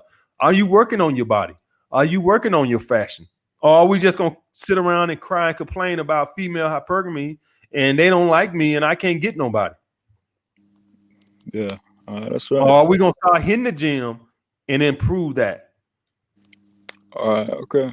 So basically I just got to like improve myself. And then the first question, I just got to like check what's like gives me the most choosing signals, right? No. I want you to feel good about yourself to the way you have to love yourself first. Yeah. Fuck the women. Fuck the choosing signals and all that other bullshit. Because at the end of the day, that ain't, listen, man. The choosing signals are good and it makes it easy, but I'm trying to get beyond that. You have insecurities. And so whatever those insecurities is, you have to conquer them. And you say, well, how am I gonna conquer them? Well, you just have to know that I'm not perfect. AMS is not perfect. Nobody's perfect. And you're not meant to be perfect. The only thing you can change are the variables that you can change, which is your body and stuff like that. But whatever your other insecurities is, you got to learn to accept them and know that you're not meant to be perfect. Yeah. Okay. And until you accept that, you always going to have these insecurities. If I sat around here and start naming out, flaws or things that I would like to change about myself, shit, I'll run out of time. Y'all be on here asleep. Everybody got shit about them they wish they could change. You got to understand and say to yourself, you know what? I'm not perfect, and so is nobody. Nobody's perfect. Everybody got something about them that they would change. Yeah, so you can only worry about the things that you can change and focus on those and learn to accept your flaws. All right, boss. So the last question, I got this chick in my rotation right now. And she's all in love, like everything's good. She's submissive. She'd be like blowing up my phone every day and shit like that. But what's throwing me off is she sometimes she like throws these body jokes, like it gives off a really like a friendly vibe to the relationship. Like she's like, it's weird. I don't know how to explain it, but it's like body jokes, like friend jokes, or like fist bumps and shit like that. It makes me a little uncomfortable. Like it gives you a friend vibe. What does that mean? Like, what's going on? She giving you fist bumps and stuff like this? A girl you fucking? No. Yeah. Like rotation, mad deep in rotation. Like she's mad in love, and she's like yellow car. You know, we have a thing here like yellow car, and then you punch someone if you see a yellow car. Like buddy friend things like that. Like I heard about like a real like a best friend type vibe and stuff. How long y'all been dating? About like she's been about a year now. Sound like she got like tomboy tendencies or something like that. Like she got like a little tomboy in her. I don't really think listening to you don't sound like you're in the friend zone or nothing like that. Sound like she just got some tomboy in her. How old is she? She's 19. Yeah, she might got some tomboy. She just need to work out of it. It'll probably come out of. She just probably got a lot of little. She probably the type of motherfucker playing with Tonka trucks when she was 5 years old, 6 years old. One of those tom girls. Like she like guys, she's attracted to guys, but she got a little boy in her. Like not boy as in she's masculine, like boy as in a tomboy. Like she's got it. And some girls just grow out of that shit. And when she get 28, she'll look back and say, "Damn, I used to be such a tomboy." How she dress? She dressed like normal, like dresses and jeans and like basic girl shit, you know, like basic. She's feminine. She's feminine as fuck. Like she's one of the most feminine girls I've ever seen in my life, like for real. But the problem is just it doesn't happen all the. Huh? I know what you're talking about. She just does shit that seems too like you her homeboy, not yeah. Like what's going on with that? Yeah, if it's me, I would just tell her, hey, don't be giving me no fist bumps. I'm not your homeboy. Like I would just tell her. That's what I would do. I would bring it to her attention. She probably don't even know that she's doing it. Yeah, so I would just bring it to her attention. Like, don't be giving me no fist bumps. Like, you know, don't be giving me no like I have a girl try to give me like a little side hug. I said, don't hug me like you hugging your grandmother. You know, like little shit like that. Hug me like you miss me. You know, so sometimes if you just bring something to people's attention, they might even not even be aware that they're doing it. So I would just tell her. Okay, I tell her time to time. But I said, man, I just had a girl try to. So it's just her personality, right? Trying to give me a hug like from the side. I said, don't hug me like that. Hug me like you miss me. I just had that happen this Saturday. Well, a girl that I just started dating or whatever tried to give me that little side hug, and see, she won't do it no more because I brought it to her attention. I don't play that little church hug from the side, one arm bullshit. Hell, fucking no. Yeah. So that's basically her personality. It goes away or what? No, it'll go away if you talk to her and tell her. She might don't even realize, or she might don't even know it's an issue for you. Yeah. So you just tell her. She probably doesn't even know it's an issue for her. It's just probably something she does, but just let her know that it ain't something you want to do with her. That's like you ain't her homeboy. Just tell her. All right, I will. All right, thanks, man. That's it, bro. All right, bro. Y'all, you be good, man. I appreciate it. All right, fellas. That's it. I've been on here, 2.5 hours? All right, I'm out this motherfucker, man. I'll be back next Monday at 8 p.m. I'll see y'all guys then. Y'all be good, man.